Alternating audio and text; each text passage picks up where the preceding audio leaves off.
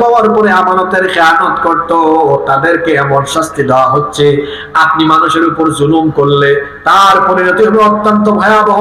যদি লুটপাট করেন, দুর্নীতি করেন, জনগণের আমানতের খেয়ানত করেন, এগুলো আপনার কাঁধের উপরে কিয়ামতের দিন উঠায় জেনে দিবেন তিনি কি? আসসালামু আলাইকুম ওয়া রাহমাতুল্লাহি ওয়া বারাকাতুহু। إن الحمد لله الذي بنعمته تتم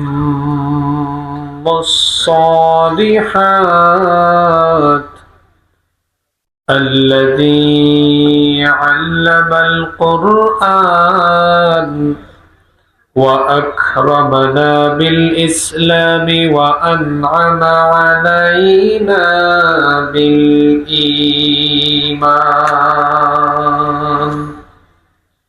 نستغفره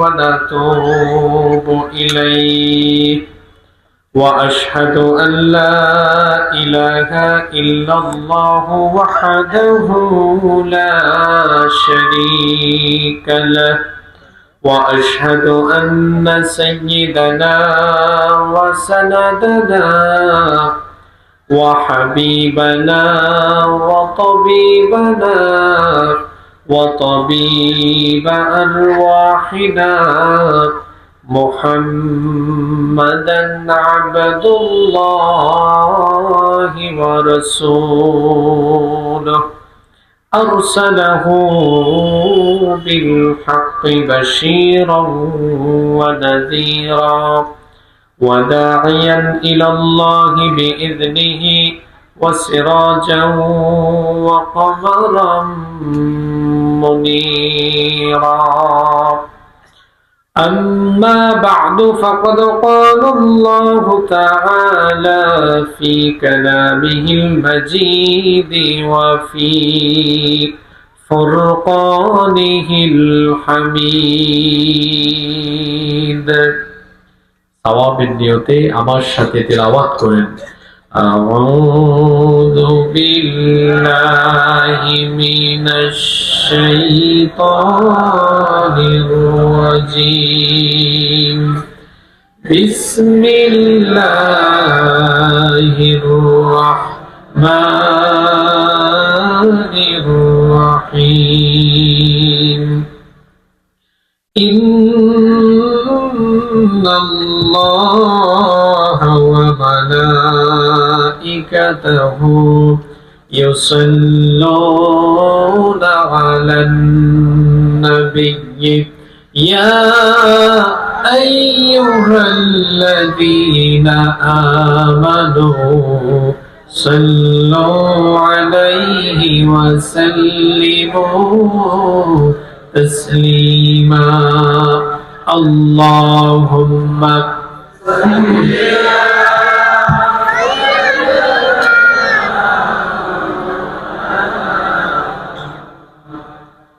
وعلى آل سيدنا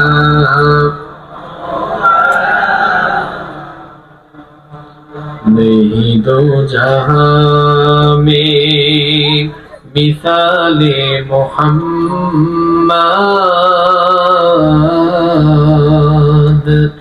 जमाले खुदा है कमाले मोहम्मद, नहीं दो जहां में मिसाले मोहम्मद, जमाले खुदा है कमाले मोहम्मद, हृदय मोहम्मद। अल्लाहुम्मा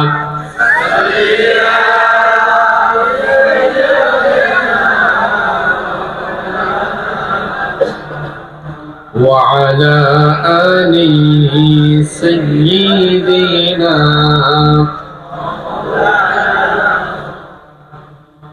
হেরার গুহায় তোমারি ধ্যান, আসমান থেকে নামে আল কোরআন, হেরার গুহায় তোমারই ধ্যান, আসমান থেকে নামে আল কোরআন, ভাঙলো সবার ভুল তোমারই পরে, আসলো কোরআনের ছায়া তলে, খালিদ মোরানি আবু বকর, ইসলামী ঝান্ডা নিল যে তুলে, আল আমিন তুমি ছিলে যে সদা, সকল মানুষের তরে, হে রাসূল তোমাকে ভুলি আমি কেমন করে, হে রাসূল তোমাকে ভুলি আমি কেমন করে। আল্লাহুম্মা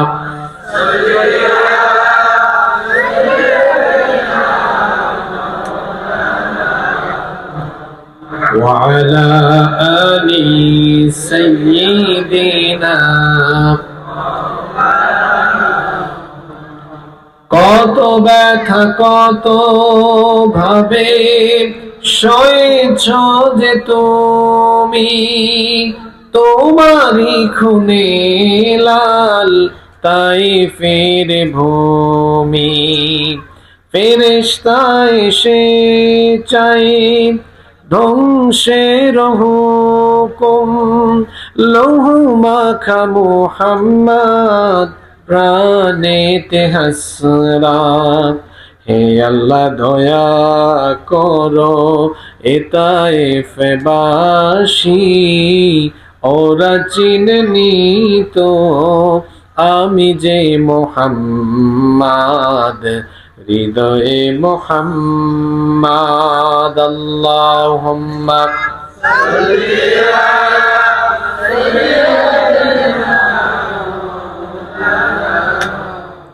وعلى آل سيدنا।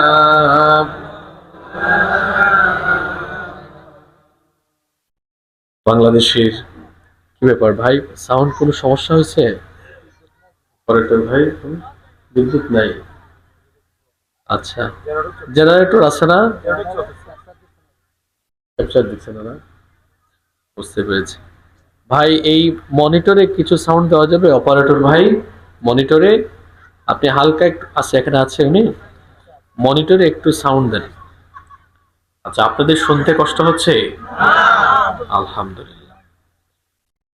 আসলে জেনারেটর দিয়ে তো সাউন্ড চলে, আমরা তো, আমি এটা প্রায় সময় বলি, আপনারা রাগ করবেন না তো বললে? আমি এটা আপনাদের এলাকায় বিভিন্ন জায়গায় আসলে বলি। বাংলাদেশে এই দক্ষিণ চট্টগ্রাম, বিশেষ করে কক্সবাজারের এই অঞ্চলগুলো, টেকনাফ, উখিয়া, কক্সবাজার সদর, রামু, আমার দেখা মতে জানা মতে এই অঞ্চলের মানুষ অত্যন্ত ধর্মভীরু, আলেম ওলামা প্রিয় এবং ইসলাম প্রিয়। তো এখানে মাহফিলের আয়োজনগুলো অনেক সুন্দর হয়, মানুষ অনেক আবেগ নিয়ে আয়োজন করে। কিন্তু এখানে কক্সবাজার শহরের কিছু সাউন্ড অপারেটর ছাড়া এই পুরো দক্ষিণ চট্টগ্রামের যারা সাউন্ডের ব্যবসা করেন ওনাদের ব্যবসায়িক পদ্ধতি কিন্তু ভালো না। কারণ আপনারা দেখবেন একটু বাইরে গেলে, চট্টগ্রামের বাইরে গেলে দেখবেন যে সাউন্ড সিস্টেম কেমন আর এখানে কেমন। বাংলাদেশে কারেন্ট 24 ঘন্টা থাকবে এর কি কোনো নিশ্চয়তা আছে?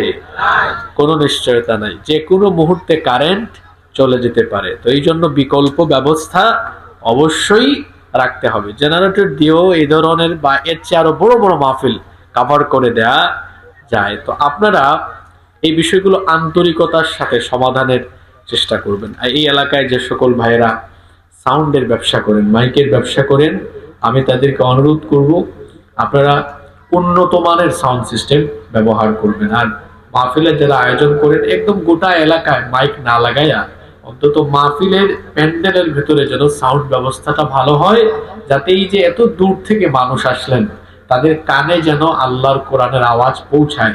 এই বিষয়গুলো আপনারা আগামীতে যে কোনো মাহফিলের আগে থেকেই সভা বা মিটিং করে পরামর্শ ভিত্তিক কার্যকরী সিদ্ধান্ত নেবেন। আল্লাহ আমাদেরকে বুঝার তৌফিক দান করেন। বাংলাদেশের ঐতিহ্যবাহী কক্সবাজার জেলার রামু উপজেলার ৯ নং খনিয়াপালং ইউনিয়নের অন্তর্গত দক্ষিণ গোয়ালিয়া পালং টাইঙ্গাকাটা ঐতিহ্যবাহী ইসলামী সমাজ কল্যাণ পরিষদের উদ্যোগে আয়োজিত 2 দিন ব্যাপী ষষ্ঠ বার্ষিক তাফসীরুল কোরআন মাহফিলের আজকের সমাপনী রজনীর সমাপনী অধিবেশনে মুহতারাম শ্রদ্ধাভাজন সভাপতি বিশিষ্ট আলেমে দ্বীন টাইঙ্গাকাটা কেন্দ্রীয় জামে মসজিদের সম্মানিত খতিব জনাব হযরত মাওলানা মুহাম্মদ আলম সাহেব হাইয়াহুল্লাহ ওয়া আতালাল্লাহু উমরাহ ওয়া বারাকাল্লাহু ফি হায়াতিহি ওয়া নাফা'আল্লাহু বিহিল উম্মাহ ওয়া জা'আলাহু আল্লাহু মিনাল ইবাদিল মুখলিসিন। আমরা সবাই বলি আমিন। আজকের মাহফিলে এতক্ষণ আমাদেরকে কোরআন সুন্নাহর আলোকে অত্যন্ত তাৎপর্যবহুল আলোচনা শুনিয়েছেন বিশিষ্ট আলেমে দ্বীন, বিশিষ্ট ইসলামী চিন্তাবিদ হযরত মাওলানা জয়নাল আবেদিন ফারুকী সাহেব। আজকের মাহফিলে আরো বক্তব্য রেখেছেন আপনাদের এই রামু, আপনাদের এই উখিয়া উপজেলারই কৃতি সন্তান, আপনাদের গৌরব, বাংলাদেশ তথা এই দক্ষিণ এশিয়ার অন্যতম শ্রেষ্ঠ ইসলামী বিদ্যাপীঠ আন্তর্জাতিক ইসলামী বিশ্ববিদ্যালয় চট্টগ্রাম থেকে গ্রাজুয়েশন প্রাপ্ত আমার স্নেহভাজন অনুজ বিশিষ্ট আলেমে দ্বীন হযরত মাওলানা এম নুরুল আজিম সাহেব। বক্তব্য রেখেছেন হযরত মাওলানা হাফেজ বেলাল উদ্দিন সাহেব। বক্তব্য রেখেছেন হাফেজ মোহাম্মদ কাউসার সাহেব। হাফিজাহুমুল্লাহু ওয়া রাআহুম ওয়া নাফা'আল্লাহু বিহিমুল উম্মাহ ওয়া জা'আলাহুম দা'iয়ান মাহিরান ওয়া বাহিরান লিখিদমাতিদ দ্বীন। আমরা সবাই বলি আমিন। আজকের মাহফিলের সম্মানিত প্রধান অতিথি কক্সবাজার ৩ সংসদীয় আসনের সাবেক সংসদ সদস্য জনাব লুৎফুর রহমান কাজল। বিশেষ অতিথি জনাব শাহিদুজ্জামান বাহাদুর, সাবেক সভাপতি কক্সবাজার পল্লী বিদ্যুৎ সমিতি খনিয়াপালং ইউনিয়ন বিএনপির সভাপতি জনাব এস এম ফরিদ আলম, বিশিষ্ট সমাজসেবক জনাব সুলতান আহমেদ ভুলু চৌধুরী, ৮ নং ওয়ার্ডের সম্মানিত মেম্বার জনাব কবির আহমেদ, বিশিষ্ট সমাজসেবক জনাব মোহাম্মদ তৈয়ব সাহেব। আল্লাহ সবাইকে দ্বীনের জন্য, কোরআনের জন্য কবুল করে নেন। আমরা সবাই বলি আমিন। মাহফিলে আমার ডানে বামে বসে আছেন হযরত উলামায়ে কেরাম, উপস্থিত আছেন এই এলাকার সম্মানিত এবং বিশিষ্ট ব্যক্তিবর্গ, উপস্থিত বিভিন্ন রাজনৈতিক এবং সামাজিক দলের সংগঠনের নেতৃবৃন্দ, আমার সামনে বসা এই এলাকা, পার্শ্ববর্তী এবং দূর দূরান্ত এলাকা থেকে আগত আল্লাহর দ্বীন প্রেমী, কোরআন প্রেমী সর্বস্তরের বাবারা, প্রিয় যুবক তরুণ ছাত্র ভাইয়েরা, পর্দার আড়াল থেকে শ্রবণরতা সম্মানিতা মায়েরা, বোনেরা, উপস্থিত মিডিয়ার প্রিয় কর্মী এবং সাংবাদিক ভাইয়েরা, প্রিয় দক্ষিণ গোয়ালিয়া পালং রামু তথা আমার প্রিয় কক্সবাজারবাসী, আপনারা সবাই কেমন আছেন? আলহামদুলিল্লাহ। আমাদের সবাইকে সুস্থতার সাথে বাঁচিয়ে রেখে আজকের এই সুন্দর, বরকতময়, নান্দনিক এবং জান্নাতি এই আয়োজনে আমাদেরকে শামিল হওয়ার তৌফিক যিনি দান করেছেন, গলার আওয়াজ বড় করে সবাই বলেন তো তিনি কে? সেই মহান রবের জন্য হৃদয়ের সবটুকু ভালোবাসা, আবেগ, অনুভূতিকে উজাড় করে দিয়ে খুশি মনে প্রাণবন্ত আওয়াজে উচ্চ কণ্ঠে কালিমাতুশ শুকর আদায় করে আমরা সকলেই পড়ছি আলহামদুলিল্লাহ। অসংখ্য অগণিত দুরুদ এবং সালাম পেশ করছি খাতামুন নবিয়্যিন আশরাফুল আম্বিয়া ওয়াল মুরসালিন রাহমাতাল লিল আলামিন নবিয়ুনা ওয়া সাইয়্যিদুনা ওয়া কুদওয়াতুনা মুহাম্মাদুর রাসূলুল্লাহ সাল্লাল্লাহু আলাইহি ওয়াসাল্লামের প্রতি, যাকে আল্লাহ তাআলা আমাদের হেদায়েতের জন্য প্রেরণ করেছেন। আল্লাহুম্মা সাল্লি আলাইহি আল্লাহুম্মা বারিক আলাইহি। সম্মানিত রামবাসী, সময় হচ্ছে আমাদের জীবনের সবচেয়ে মহামূল্যবান নিয়ামত। যে সময় আমাদের জীবন থেকে চলে যায় তা আর কোনোদিন ফিরে আসে না। এজন্য কোরআনুল কারীমের বরকতময় এই মাহফিলে বসে অপ্রাসঙ্গিক কথা বলে আমরা সময় নষ্ট করতে চাই না, প্রত্যেকটি মুহূর্তকে আমরা কাজে লাগাতে চাই। এজন্য সরাসরি আমরা আল্লাহর কোরআন থেকে হেদায়েতের নিয়তে কিছু কথা বলতে চাই, শুনতে চাই ইনশাআল্লাহ। আমরা যেন হেদায়েতের নিয়তে প্রত্যেকটি কথা বলতে পারি এবং শুনতে পারি। আল্লাহ তাআলা আমাদেরকে তৌফিক দান করেন, আমরা সবাই বলি আমিন। সম্মানিত উপস্থিতি, আমি আজ আপনাদের সামনে কোরআনুল কারীমের 17 নম্বর সূরা সূরাতু আল ইসরা এর প্রথম আয়াত, মাত্র একটা আয়াত থেকে আজকে কথা বলবো ইনশাআল্লাহ। এখন আরবি রজব মাস চলছে। কোন মাস চলছে? রজব মাস চলছে। বাংলাদেশের মানুষ রজব মাস আসলে মনে করে এই তো এটা শবে মেরাজের মাস চলে এসেছে। আপনারা দেখবেন বাংলাদেশের টিভি চ্যানেলে রজব মাস আসার আগে টিভিতে নিউজ পড়ে আজকে চাঁদ দেখা কমিটির বৈঠক বসবে। যদি চাঁদ দেখা যায়, চাঁদ দেখার ভিত্তিতে শবে মেরাজের তারিখ ঘোষণা করা হবে। অথচ বেশিরভাগ মানুষ আরেকটা বিষয় জানে না। সেটা কি? আল্লাহর গণনায় বছরের মধ্যে মাসের সংখ্যা হলো 12টি। বছরের মধ্যে মাসের সংখ্যা কয়টি? অবাজি মহিলা হতা বাই নইব। আল্লাহর গণনায় বছরের মধ্যে মাসের সংখ্যা কয়টি? মিনহা আরবাআতুন হুরুম। এর মধ্যে 4টা মাস হলো সম্মানিত মাস। সুবহানাল্লাহ। 4টা মাস হলো কি মাস? এই সম্মানিত মাসের একটা মাস হলো রজব মাস। সুবহানাল্লাহ। এই মাসকে স্পেশালি সম্মানিত করেছেন কে? আল্লাহ। আবার এই মাসে বাংলাদেশ সহ ভারতীয় উপমহাদেশে প্রচলিত আছে যে এই মাসের 27তম রজনীতে নবী করিম সাল্লাল্লাহু আলাইহি ওয়াসাল্লামের ইসরা এবং মেরাজ সংগঠিত হয়েছিল। আসলে ইসরা এবং মেরাজ কত তারিখে সংগঠিত হয়েছে এ ব্যাপারে ইতিহাসবেত্তা এবং সিরাত প্রণেতাদের মধ্যে মতভেদ রয়েছে। এ ব্যাপারে অনেকগুলো মতামত পাওয়া যায়। তার মধ্যেই একটা মত হলো যে রজবের 27তম রজনীতে হতে পারে। সাহাবায়ে কেরাম তারিখ নিয়ে তারা উদ্বিগ্ন ছিলেন না, বরং মেরাজের শিক্ষা গ্রহণই ছিল তাদের জীবনের মূল লক্ষ্য এবং উদ্দেশ্য। সম্মানিত উপস্থিতি, প্রিয় রামবাসী, এই পৃথিবীর শুরু থেকে আজ পর্যন্ত, আজ থেকে কিয়ামত পর্যন্ত পৃথিবীতে যতগুলো ঘটনা ঘটেছে তার মধ্যে সবচেয়ে আশ্চর্যজনক, বিস্ময়কর এবং অলৌকিক ঘটনা হচ্ছে রাহমাতাল লিল আলামিন আমাদের প্রিয় নবী মুহাম্মদুর রাসূলুল্লাহ সাল্লাল্লাহু আলাইহি ওয়াসাল্লামের ইসরা এবং মেরাজের ঘটনা হলো পৃথিবীর ইতিহাসের সবচাইতে বিস্ময়কর ঘটনা। আল্লাহু আকবার। আমার নবীর জীবনে যত ঘটনা ঘটেছে এটা হচ্ছে সবচেয়ে অলৌকিক, বিস্ময়কর এবং আশ্চর্যজনক একটি ঘটনা। এই ঘটনার 2টা অংশ। কথা বুঝে থাকলে বীর পুরুষের মতো জবাব দেন তো, এই ঘটনার কয়টা অংশ? 2টা। একটা অংশের নাম হলো ইসরা আর আরেকটা অংশের নাম হলো মেরাজ। তাহলে কথা বুঝে থাকলে সবাই একটু জবাব দেন, এই ঘটনা মোট কয়টা অংশ? 2টা। একটা অংশের নাম হলো ইসরা। আবার বলেন, একটা অংশের নাম হলো ইসরা আর আরেকটা অংশের নাম হলো মেরাজ। ইসরা এবং মেরাজ এই উভয় অংশ বা এই উভয় ঘটনা কোরআনেও এসেছে, হাদিসেও এসেছে। এই পৃথিবীতে আল্লাহ তাআলা মানুষের হেদায়েতের জন্য যত নবী রাসূল পাঠিয়েছেন, কোন নবী রাসূলের কিসমতে যা হয় নাই আমার আপনার নবীর কিসমতে তাই হয়েছে। কোন নবীকে আল্লাহ তাআলা 7 আসমান পাড়ি দেওয়ায়া, সিদরাতুল মুনতাহা পাড়ি দেওয়ায়া তার সান্নিধ্য পর্যন্ত, আরশে আজিম পর্যন্ত নিয়ে যান নাই।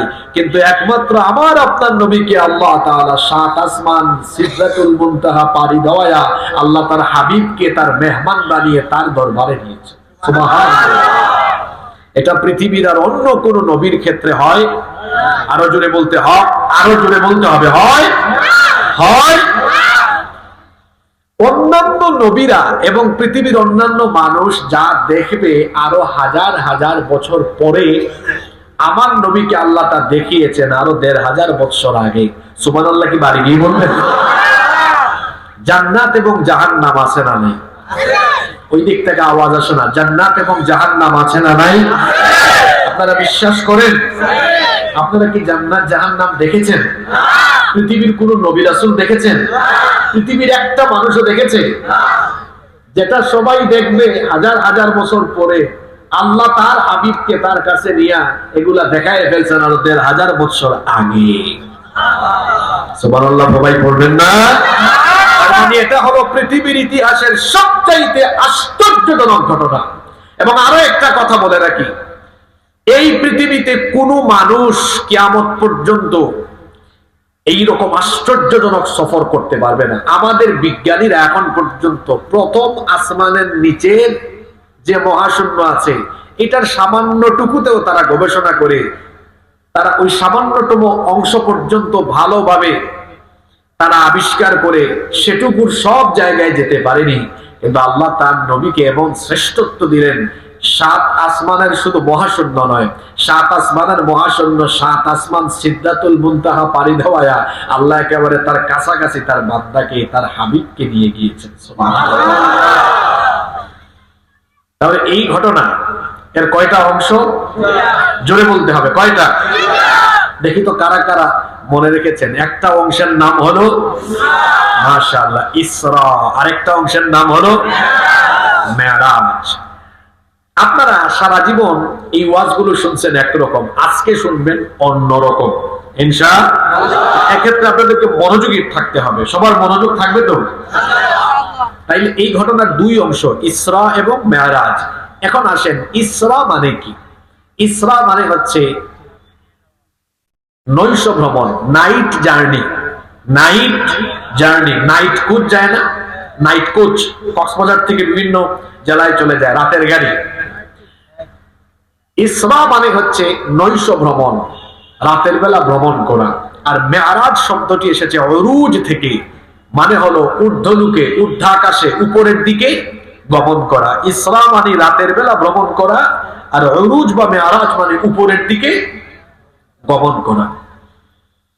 আল্লাহর নবীর এই সফর, এই আশ্চর্যজনক সফরটা আরম্ভ হয়েছে কিভাবে দেখেন। রব্বুল আলামিন কোরআনুল কারীমের 17 নম্বর সূরা সূরাতুল ইসরা এর প্রথম আয়াতে বলছেন, সওয়াবের নিয়তে সবাই আমার সাথে একটু তেলাওয়াত করেন। সুবহানাল্লাযী আসরা বিআবদিহি লাইলান মিনাল মাসজিদিল হারামি ইলাল মাসজিদিল আকসা আল্লাযী বারাকনা হাওলাহু লিনুরিয়াহু মিন আয়াতিনা ইন্নাহু হুয়াস সামিউল বাসীর। সুবহান সেই সত্তা। এই আয়াত শুরু হয়েছে সুবহান দিয়ে। কি দিয়ে? বিপদের সময় আমরা বলি ইন্না লিল্লাহ, খুশির সময় বলি আলহামদুলিল্লাহ, আশ্চর্যজনক কিছু শুনলে বলি সুবহানাল্লাহ, ঠিক না? তাহলে এই আয়াত শুরু হয়েছে কি শব্দ দিয়ে? সুবহান দিয়ে। সবাই বলেন কি দিয়ে? এই সুবহান শব্দের তাফসীর হবে আজকের আলোচনার শেষে। কথা বুঝছেন? এই সুবহান শব্দটির তাফসীর হবে আলোচনার।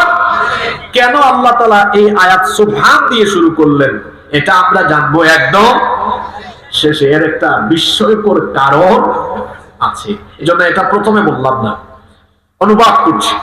সুবহান সেই সত্তা যিনি তার বান্দাকে রাতের বেলা ভ্রমণ করিয়েছেন মসজিদে হারাম থেকে মসজিদে আকসা পর্যন্ত। আল্লাযী বারাকনা হাওলাহু, যার চতুর্পাশে তিনি বরকতময় করেছেন। লিনুরিয়াহু মিন আয়াতিনা, এই সফর আল্লাহ এজন্য করিয়েছেন যাতে তিনি তার বান্দাকে তার নিদর্শন সমূহ দেখিয়ে দিতে পারেন। সুবহানাল্লাহ। তাহলে আল্লাহ তার বান্দাকে সফর করিয়েছেন। আল্লাহ বলছেন মসজিদে হারাম থেকে মসজিদে আকসা পর্যন্ত। বলেন তো দেখি, মসজিদে হারাম এটা কোন দেশে? সৌদি আরবে। জোরে বলেন কোন দেশে? কোন শহরে? মক্কা শহরে। মক্কায় মসজিদে হারাম আর কাবা শরীফ, এটা বলতে আপনারা কি বুঝেন? ওই যে কালো গিলাফ দিয়া মুরানু, এটাকে বলা হয় কাবা ঘর। এটাকে কি বলা হয়? আর কাবা ঘরের চারপাশে যে আঙিনা গড়ে উঠেছে, এটাকে বলে মসজিদুল হারাম। এই মসজিদে হারাম থেকে মসজিদে আকসা, এটা কোন দেশে? ফিলিস্তিনে। এতটুকু সফর আল্লাহ তার বান্দাকে করিয়েছেন। কয় রাতে? না, এক রাতেও না, লাইলাত বলা হয়েছে, রাতের অল্প কিছু সময়ে। আচ্ছা আপনারা বলেন তো, আপনাদের এই গ্রামের কেউ যদি বলে, শোনো আমি গত রাতে রামু থেকে পাকিস্তান গিয়েছিলাম, পাকিস্তান থেকে আমি ইন্ডিয়া গিয়েছিলাম, ইন্ডিয়া থেকে নেপাল গিয়ে ভুটান গিয়ে তারপর আবার রামু চলে আসছে সকালের আগে, আপনারা তাহলে কি বলবেন? ভালো বলবেন না পারসিরা বলবেন? জোরে বলেন, এটা কি সম্ভব? আচ্ছা ১৩,০০০ বছর আগে এই ঘটনাটি ঘটেছে। সেই যুগে বিমান ছিল?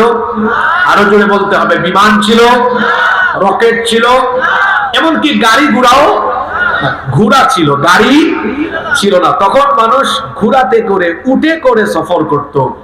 ওই যুগে মক্কার মসজিদে হারাম থেকে, মক্কা থেকে ফিলিস্তিন পর্যন্ত ব্যবসায়ীরা কোনো কাফেলা নিয়ে গেলে দ্রুতগামী ঘোড়াতে চড়ে যেতে লাগতো ১ মাস, আসতে লাগতো ১ মাস। তাহলে যাওয়া এবং আসা মিলিয়ে কয় মাস? আর আল্লাহ বলছেন আমি আমার বান্দাকে মসজিদে হারাম থেকে মসজিদে আকসা, মক্কা থেকে ফিলিস্তিন দিয়েছি রাতের অল্প কিছু সময়ের ভেতরে। সুবহানাল্লাহ। এতটুকুকে বলা হয় ইসরা। জোরে বলেন, এতটুকুকে বলা হয় কি? আশ্চর্যজনক এই ঘটনা কিভাবে শুরু হলো? হাদিস শরীফের মধ্যে এসেছে, এটা বুখারী শরীফের হাদিস।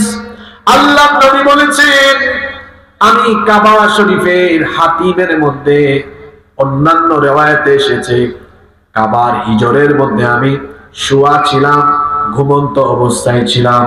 এমন সময় সাইয়েদনা জিবরিল আমার কাছে আগমন করলেন। সাইয়েদনা জিবরিল এসে আমাকে ঘুম থেকে উঠায়া জমজম কূপের পাশে নিয়ে আমাকে শুইয়ে দিলেন। অতঃপর তিনি আমার গলার নিচ থেকে নাভি পর্যন্ত এই অংশটা চিরে ফেললেন, কেটে ফেললেন। এই অংশটা কাটার পরে তারপরে আমার বুক চিরে আমার পাকস্থলী থেকে তিনি এবার আমার ভেতর থেকে আমার কলব, আমার হৃৎপিণ্ডটা বের করলেন। আল্লাহ নবী বলছেন ফাস্তাখরাজা কলবি, আমার হৃৎপিণ্ড, আমার হার্ট বের করলেন। সুম্মা উতিতু বিতসতিম মিন যাহাবিন মামলুআতিন ঈমানা, এরপরে স্বর্ণের তৈরি একটা পাত্র আনা হলো, যেই পাত্র ঈমান দ্বারা পরিপূর্ণ ছিল। আমার বুকটা ছিঁড়ে ভেতর থেকে হৃৎপিণ্ড বের করে জমজমের পবিত্র পানি দিয়ে ধৌত করে তারপরে সেই পাত্রের মধ্যে সেটা রেখে ঈমান আর সব কিছু দিয়ে, হিকমত দিয়ে, সবকিছু দিয়ে একেবারে আমার এই কল্পটাকে পরিপূর্ণ করে ধুয়ে তারপরে আমার ভেতরের মধ্যে তা প্রতিস্থাপন করে দেওয়া হলো। সুবহানাল্লাহ। প্রশ্ন হতে পারে আশ্চর্যজনক এই ঘটনার শুরুতে কি কারণে আল্লাহ তাআলা তার হাবিবের এই ওপেন হার্ট সার্জারি সাথে সদর সিনা চাকের ঘটনাটা ঘটালেন? কারণ আল্লাহ তাআলা তার হাবিবকে ধুলির ধরা থেকে ঊর্ধ্বালোকে গমন করাবেন। এজন্য তার সেই রকম শারীরিক যোগ্যতা থাকা দরকার। এজন্য আল্লাহ তাআলা নবীজিকে ঊর্ধ্বালোকের গমনের উপযোগী করার জন্য জিবরিল আমিনের মাধ্যমে এই সাথে সদর বা সিনা চাক করিয়েছে। সুবহানাল্লাহ পড়বেন সবাই। সিনা চাক করা হলো। সিনা চাক করার পরে এটা আবার প্রতিস্থাপন করা হলো। এরপরে আল্লাহর নবী বলছেন সুম্মা উতিতু বিল বুরাক, এরপরে একটা বাহন আনা হলো, যে বাহনের নাম হলো বুরাক। জোরে বলেন সেই বাহনের নাম কি? বুরাক। বুরাক আরবি শব্দ, এটি বারকন মূল ধাতু থেকে নিষ্পন্ন হয়েছে, যার অর্থ হলো বিদ্যুৎ। বারকন শব্দের অর্থ কি? দেখবেন ঝড় তুফানের দিনে যখন আকাশে মেঘ দেখা দেয়, মেঘাচ্ছন্ন আকাশে বিদ্যুৎ চমকায়, আপনারা দেখছেন কিনা? বিদ্যুৎ, বিদ্যুতের গতি কত? প্রতি সেকেন্ডে 1,86,000 মাইল। আপনারা শুনতেছেন তো? প্রতি সেকেন্ডে 1,86,000 মাইল আলোর গতি প্রতি সেকেন্ডে। আচ্ছা, সেকেন্ডে যদি 1,86,000 মাইল হয়, চিন্তা করছেন মিনিটে কত, ঘন্টায় কত? বুরাক এটি আল্লাহর নবীর জন্য এমন একটা স্পেশাল বাহন, এটার গতি বিদ্যুতের থেকেও আরো বেশি। আল্লাহর নবী হাদিসে বলেছেন, ইয়াদাহু হাফিরাহু ইনদা মুনতাহা তারফি, এই বাহন, এই জন্তুর চক্ষু যায় যতদূর, তার কদম ফেলে সে তত দূর। এত আস্তে সুবহানাল্লাহ বললেন। রাতের কিছু সময়ে মসজিদে হারাম থেকে আকসা পর্যন্ত যেতে হলে এরকম দ্রুতগামী স্পিডওয়ালা বাহনের দরকার আছে না? এমন দ্রুতগতির বাহন। আলোর গতি হলো প্রতি সেকেন্ডে 1,86,000। আজকে আমি কত মনে হয় 200 কিলো সামথিং জার্নি করে আসছি, মাত্র 200 কিলো। আমাদের গাড়ি এই 5 ঘন্টা 6 ঘন্টা চলছে, স্পিড ছিল ঘন্টায় 50 থেকে 60, আর আলোর গতি হলো প্রতি সেকেন্ডে 1,86,000 মাইল। আল্লাহু আকবার! তাহলে মিনিটে কত, ঘন্টায় কত, চিন্তা করা যায়, ভাবা যায়? এই আলোর চাইতেও আরো দ্রুত গতি সম্পন্ন বাহনের নাম হলো বুরাক। সুবহানাল্লাহ। এই বুরাকের পরিচয় নবীজি অল্প করে দিয়েছেন। আল্লাহ নবী বলছেন, হুয়া দাব্বাতুন আবিয়াদ, এটা হচ্ছে সাদা এক প্রকার জন্তু, তাওয়িলুন ফাওকাল হিমার, যা গাধার চেয়ে একটু লম্বা, ওয়াদুনাল বাগাল, এবং খচ্চরের চেয়ে কিছুটা ছোট। আমার দেশে অনেক ব্যাককল মানুষ আছে, তারা ঘোড়ার সাথে 2টা ডানা বা পাখা লাগায়া, অথবা গাধার সাথে 2টা ডানা লাগায়া তারপরে ছবি বানায়া সেটা ঘরের মধ্যে রাখে, আর নিচে লিখে দেয় হাদা বুরাকুন নবী সাল্লাল্লাহু আলাইহি ওয়াসাল্লাম। জোরে বলেন নাউজুবিল্লাহ। বুরাক এটা কেমন বাহন ছিল, এটা কেবলমাত্র একজন জানেন। জোরে বলেন তিনি কে? এই দ্রুতগতি সম্পন্ন বাহনে আল্লাহর নবী আরোহণ করলেন। আল্লাহর নবী বলছেন, ফারাকিবতুহু হাত্তা আতাইতু বাইতুল মাকদাস। আল্লাহর নবী বললেন, এই দ্রুতগতি সম্পন্ন বুরাকে চড়ে আমি মসজিদে হারাম থেকে ফিলিস্তিনে অবস্থিত বাইতুল মুকাদ্দাস মসজিদে আকসা পর্যন্ত দ্রুততার সাথে চলে আসলাম। সুবহানাল্লাহ। এরপরে আল্লাহর নবী বলছেন, ফারামাতুহু বিল হালকাতিল্লাতী ইয়ারবিতু বিহিল আম্বিয়া। মসজিদে আকসার আশেপাশে যত নবী রাসূল এসেছিলেন, তারা যখন মসজিদে আসতেন তাদের বাহনকে তারা যে খুঁটির সাথে এনে বাঁধতেন, আমি এবং আমার ভাই জিবরিল আমরাও গিয়ে বুরাককে সেই খুঁটির সাথে বাঁধলাম। বাঁধার পরে আমরা মসজিদে আকসার ভেতরে ঢুকলাম। মসজিদে আকসার ভেতরে ঢোকার পরে আশ্চর্যজনক পরিস্থিতি দেখলাম। আল্লাহর নবী বলছেন, আমি মসজিদে আকসার ভেতরে ঢোকার পরে দেখলাম পৃথিবীর প্রথম মানুষ এবং প্রথম নবী সাইয়্যিদিনা আদম আলাইহিস সালাম থেকে নিয়ে ঈসা আলাইহিস সালাম পর্যন্ত পৃথিবীতে আল্লাহ যত নবী এবং রাসূল পাঠিয়েছেন, সব নবী এবং রাসূলদেরকে আল্লাহ তাআলা তার নবীর সম্মানে একত্রিত করেছেন। সব নবী এবং রাসূল এবার মসজিদে আকসার মধ্যে আল্লাহর হাবিবকে অভ্যর্থনা জানালেন। আল্লাহর নবীকে তারা ওয়েলকাম করলেন, রিসিভ করলেন। আল্লাহর নবী দেখলেন সব নবীদেরকে এখানে আল্লাহর নবীর সম্মানে হাজির করেছেন কে? আল্লাহর নবী মসজিদে আকসার ভেতরে ঢুকলেন। ঢোকার পরে সেখানে নামাজের ব্যবস্থা করা হলো, কিন্তু কে নামাজে ইমামতি করবে? কেউ সামনে যায় না। সাইয়েদনা জিবরিল আমিন আসলেন। সাইয়েদনা জিবরিল আমিন এসে আল্লাহর নবীর হাত ধরে আল্লাহর নবীকে ইমামতির জন্য এগিয়ে দিলেন। আল্লাহর নবীকে তিনি বললেন, ওগো আল্লাহর হাবিব, আজকে আল্লাহ এখানে সব নবী রাসূলকে একত্রিত করেছেন যেন আপনি সকল নবী এবং রাসূলদের উপস্থিতিতে সবার নামাজে আপনি যেন ইমামতি করেন। আপনি হবেন ইমাম, তারা সবাই হবে মুক্তাদি, তারা সবাই হবে মুসল্লি। এইভাবে করে সকল নবী এবং রাসূলদের নামাজের ইমাম বানিয়ে আল্লাহ তাআলা আপনাকে সকল নবী এবং রাসূলদের ইমাম বা নেতা বানাবে। আমার নবী দুনিয়াতে এসেছেন সবার পরে, কিন্তু মর্যাদা সবার উপরে, মর্যাদা সবার। আল্লাহর নবী সেই নামাজের ইমাম। নবীজি নামাজ ইমামতি করলেন। আর এইভাবে করে তিনি ইমামুল আম্বিয়া ওয়াল মুরসালিন, সব নবী এবং রাসূলদের ইমাম হয়ে গেলেন। জোরে বলেন আল্লাহু আকবার। নামাজ আদায় করলেন। আদায় করার পরে জিবরিল আমিন আল্লাহর নবীর কাছে দুইটা পাত্র নিয়ে আসলেন। মধু, সরি, একটা ছিল দুধের আর একটা ছিল মদের। একটা ছিল দুধের আর একটা ছিল মদের। নবীজি দুধেরটাই গ্রহণ করলেন। জিবরিল আমিন বললেন, আপনি স্বভাবজাত জিনিসটাই গ্রহণ করেছেন, যদি আপনি মদেরটা গ্রহণ করতেন আপনার উম্মত পথভ্রষ্ট হয়ে যেত। আপনি দুধেরটা গ্রহণ করেছেন, আপনার উম্মত হেদায়াতের দিশা পাবে। সুবহানাল্লাহ। এই যে মসজিদে হারাম থেকে মসজিদে আকসা পর্যন্ত এতটুকু সফর হলো, এই সফরকে কোরআনে বলা হয়েছে ইসরা।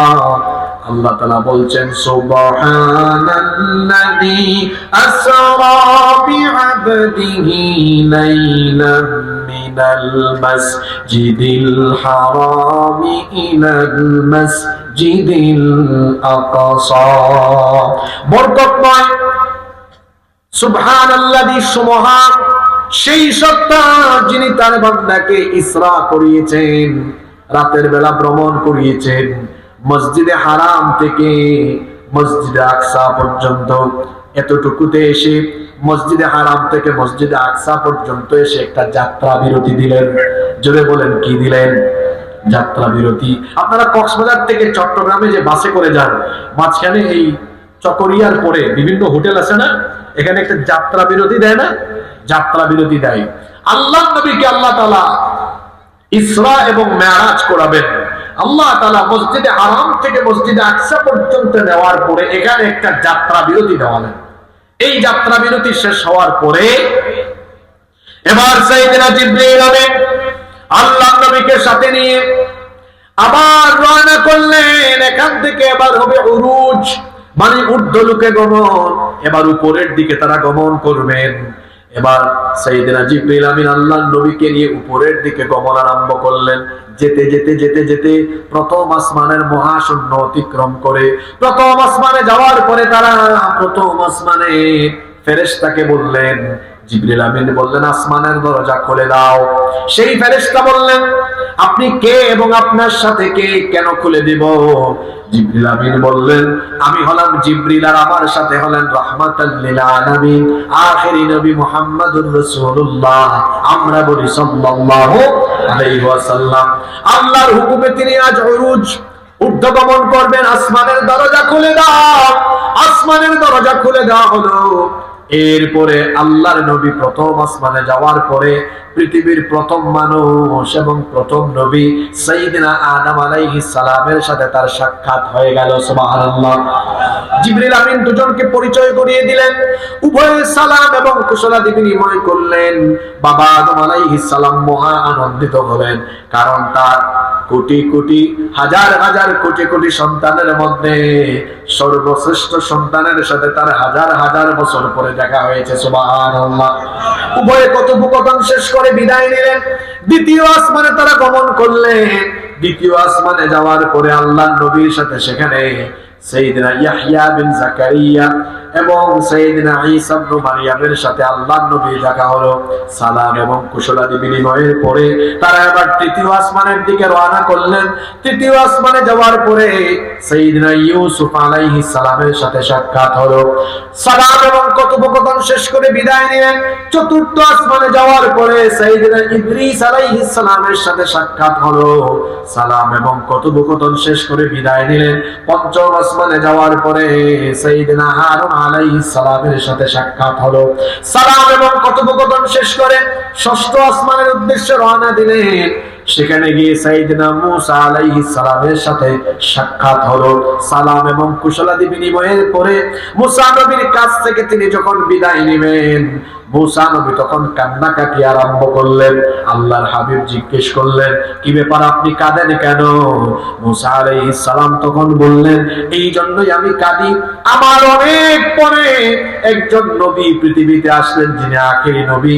সেই নবীর উম্মতের সংখ্যা কিয়ামতের দিন আমার উম্মতের চাইতে বেশি হবে। সুবহানাল্লাহ। এজন্য তিনি কাঁদলেন। অবশেষে কথাবার্তা শেষ করে তারা সপ্তম আসমানে গেলেন। সেখানে যাওয়ার পরে সাক্ষাৎ হলো জাতির জাতির পিতা, আমাদের জাতির পিতা যিনি, জোরে বলেন তিনি কে? দেখছেন কারবার, 15 বছর গুতা খাইয়া একটু সাহস করে বলতে পারে না, জোরে বলেন আমাদের জাতির পিতা কে? জোর করে জাতির ঘাড়ে জাতির পিতা চাপিয়ে দেওয়া যায় না। সপ্তম আসমানে যাওয়ার পরে জাতির পিতা আল্লাহর খলিল সাইয়েদনা ইব্রাহিম আলাইহিস সালামের সাথে আল্লাহর নবীর সাক্ষাৎ হলো। ইব্রাহিম আলাইহিস সালাম বাইতুল মামুরের সাথে হেলান দিয়ে বসা ছিলেন। বাইতুল মামুর কি? বাইতুল মামুর হলো ফেরেশতাদের কিবলা। জোরে বলেন বাইতুল মামুর কাদের কিবলা?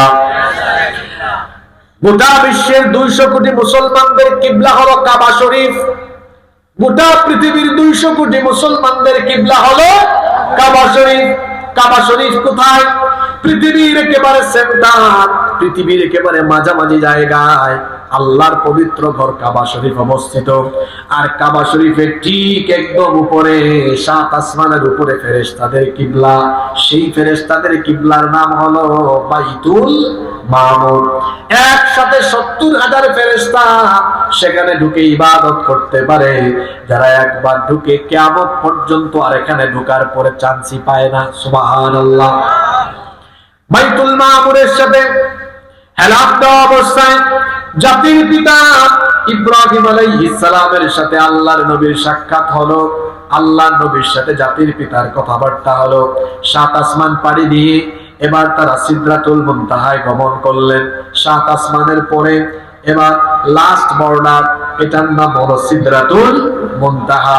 সেখানে আল্লাহর নবী সাইয়েদনা জিবরিল আমিনকে সশরীরে তার জীবনে দ্বিতীয়বারের মতো দেখলেন। এর আগেও আল্লাহর নবী বহুবার জিবরিল আমিনকে বলেছেন, ভাই জিবরিল, আমি তোমাকে তোমার নিজের সুরতে দেখতে চাই।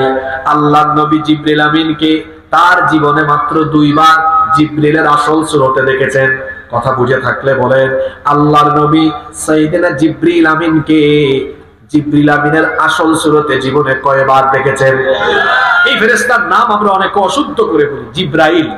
কোরআনে হাদিসে এই ফেরেশতার সঠিক নাম এসেছে এভাবে জিবরিল। জোরে বলুন তো ফেরেশতার নামটা কি? জিবরিল আমিন নবীজির কাছে বিভিন্ন সময় বিভিন্ন সূরতে আসতেন।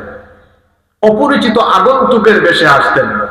বেশিরভাগ সময় নবীজির একজন সুন্দর সাহাবী ছিলেন, আল্লাহ নবীর খুব প্রিয় সাহাবীর নাম হলো দাহিয়াতুল কলবি রাদিয়াল্লাহু আনহু। দাহিয়াতুল কলবির সূরত ধরে আসতেন। কিন্তু জিবরিল আমিন তার আসল সুরতে, নিজের আসল সুরতে নবীজির কাছে এসেছেন এবং নবীজি জিবরিল আমিনকে তার নিজের সুরতে দেখেছেন জীবনে মোট কয়বার? জোরে বলেন কয়বার? সিদরাতুল মুনতাহায় যাওয়ার পরে সাইয়েদনা জিবরিল আমিন আল্লাহর নবীর সামনে দ্বিতীয়বার তিনি তার আসল সুরতে আসলেন। আপনারা বলতে পারেন, হুজুর দ্বিতীয়বার আসলে প্রথমবার তিনি কখন এসেছিলেন? প্রথমবার এসেছিলেন কখন সেটা শোনেন। আল্লাহর নবীর কাছে হেরা গুহায় যখন ওহী নাযিল হয়েছিল সেই দিন জিবরিল আমিন তার নিজের সূরতে আসেন নাই। 5টা আয়াত সূরা আলাকের নাযিল হয়েছিল। ইকরা বিসমি রাব্বিকাল্লাযী খালাক, খালাকাল ইনসানা মিন আলাক, ইকরা ওয়া রাব্বুকাল আকরামুল্লাযী আল্লামা বিল কলম, আল্লামাল ইনসানা মা লা ইয়ালাম। এই 5টা আয়াত হেরা গুহায় যেদিন নাযিল হয়েছিল সেই দিন জিবরিল আমিন তার নিজের সূরতে আসেন নাই। তারপরে আল্লাহর নবী ভয় পেয়ে বাড়িতে গিয়েছিলেন। নবীজির স্ত্রী আমাদের মা খাদিজা রাদিয়াল্লাহু আনহা নবীজিকে নিয়ে ওয়ারাকা বিন নওফেলের কাছে গিয়েছিলেন।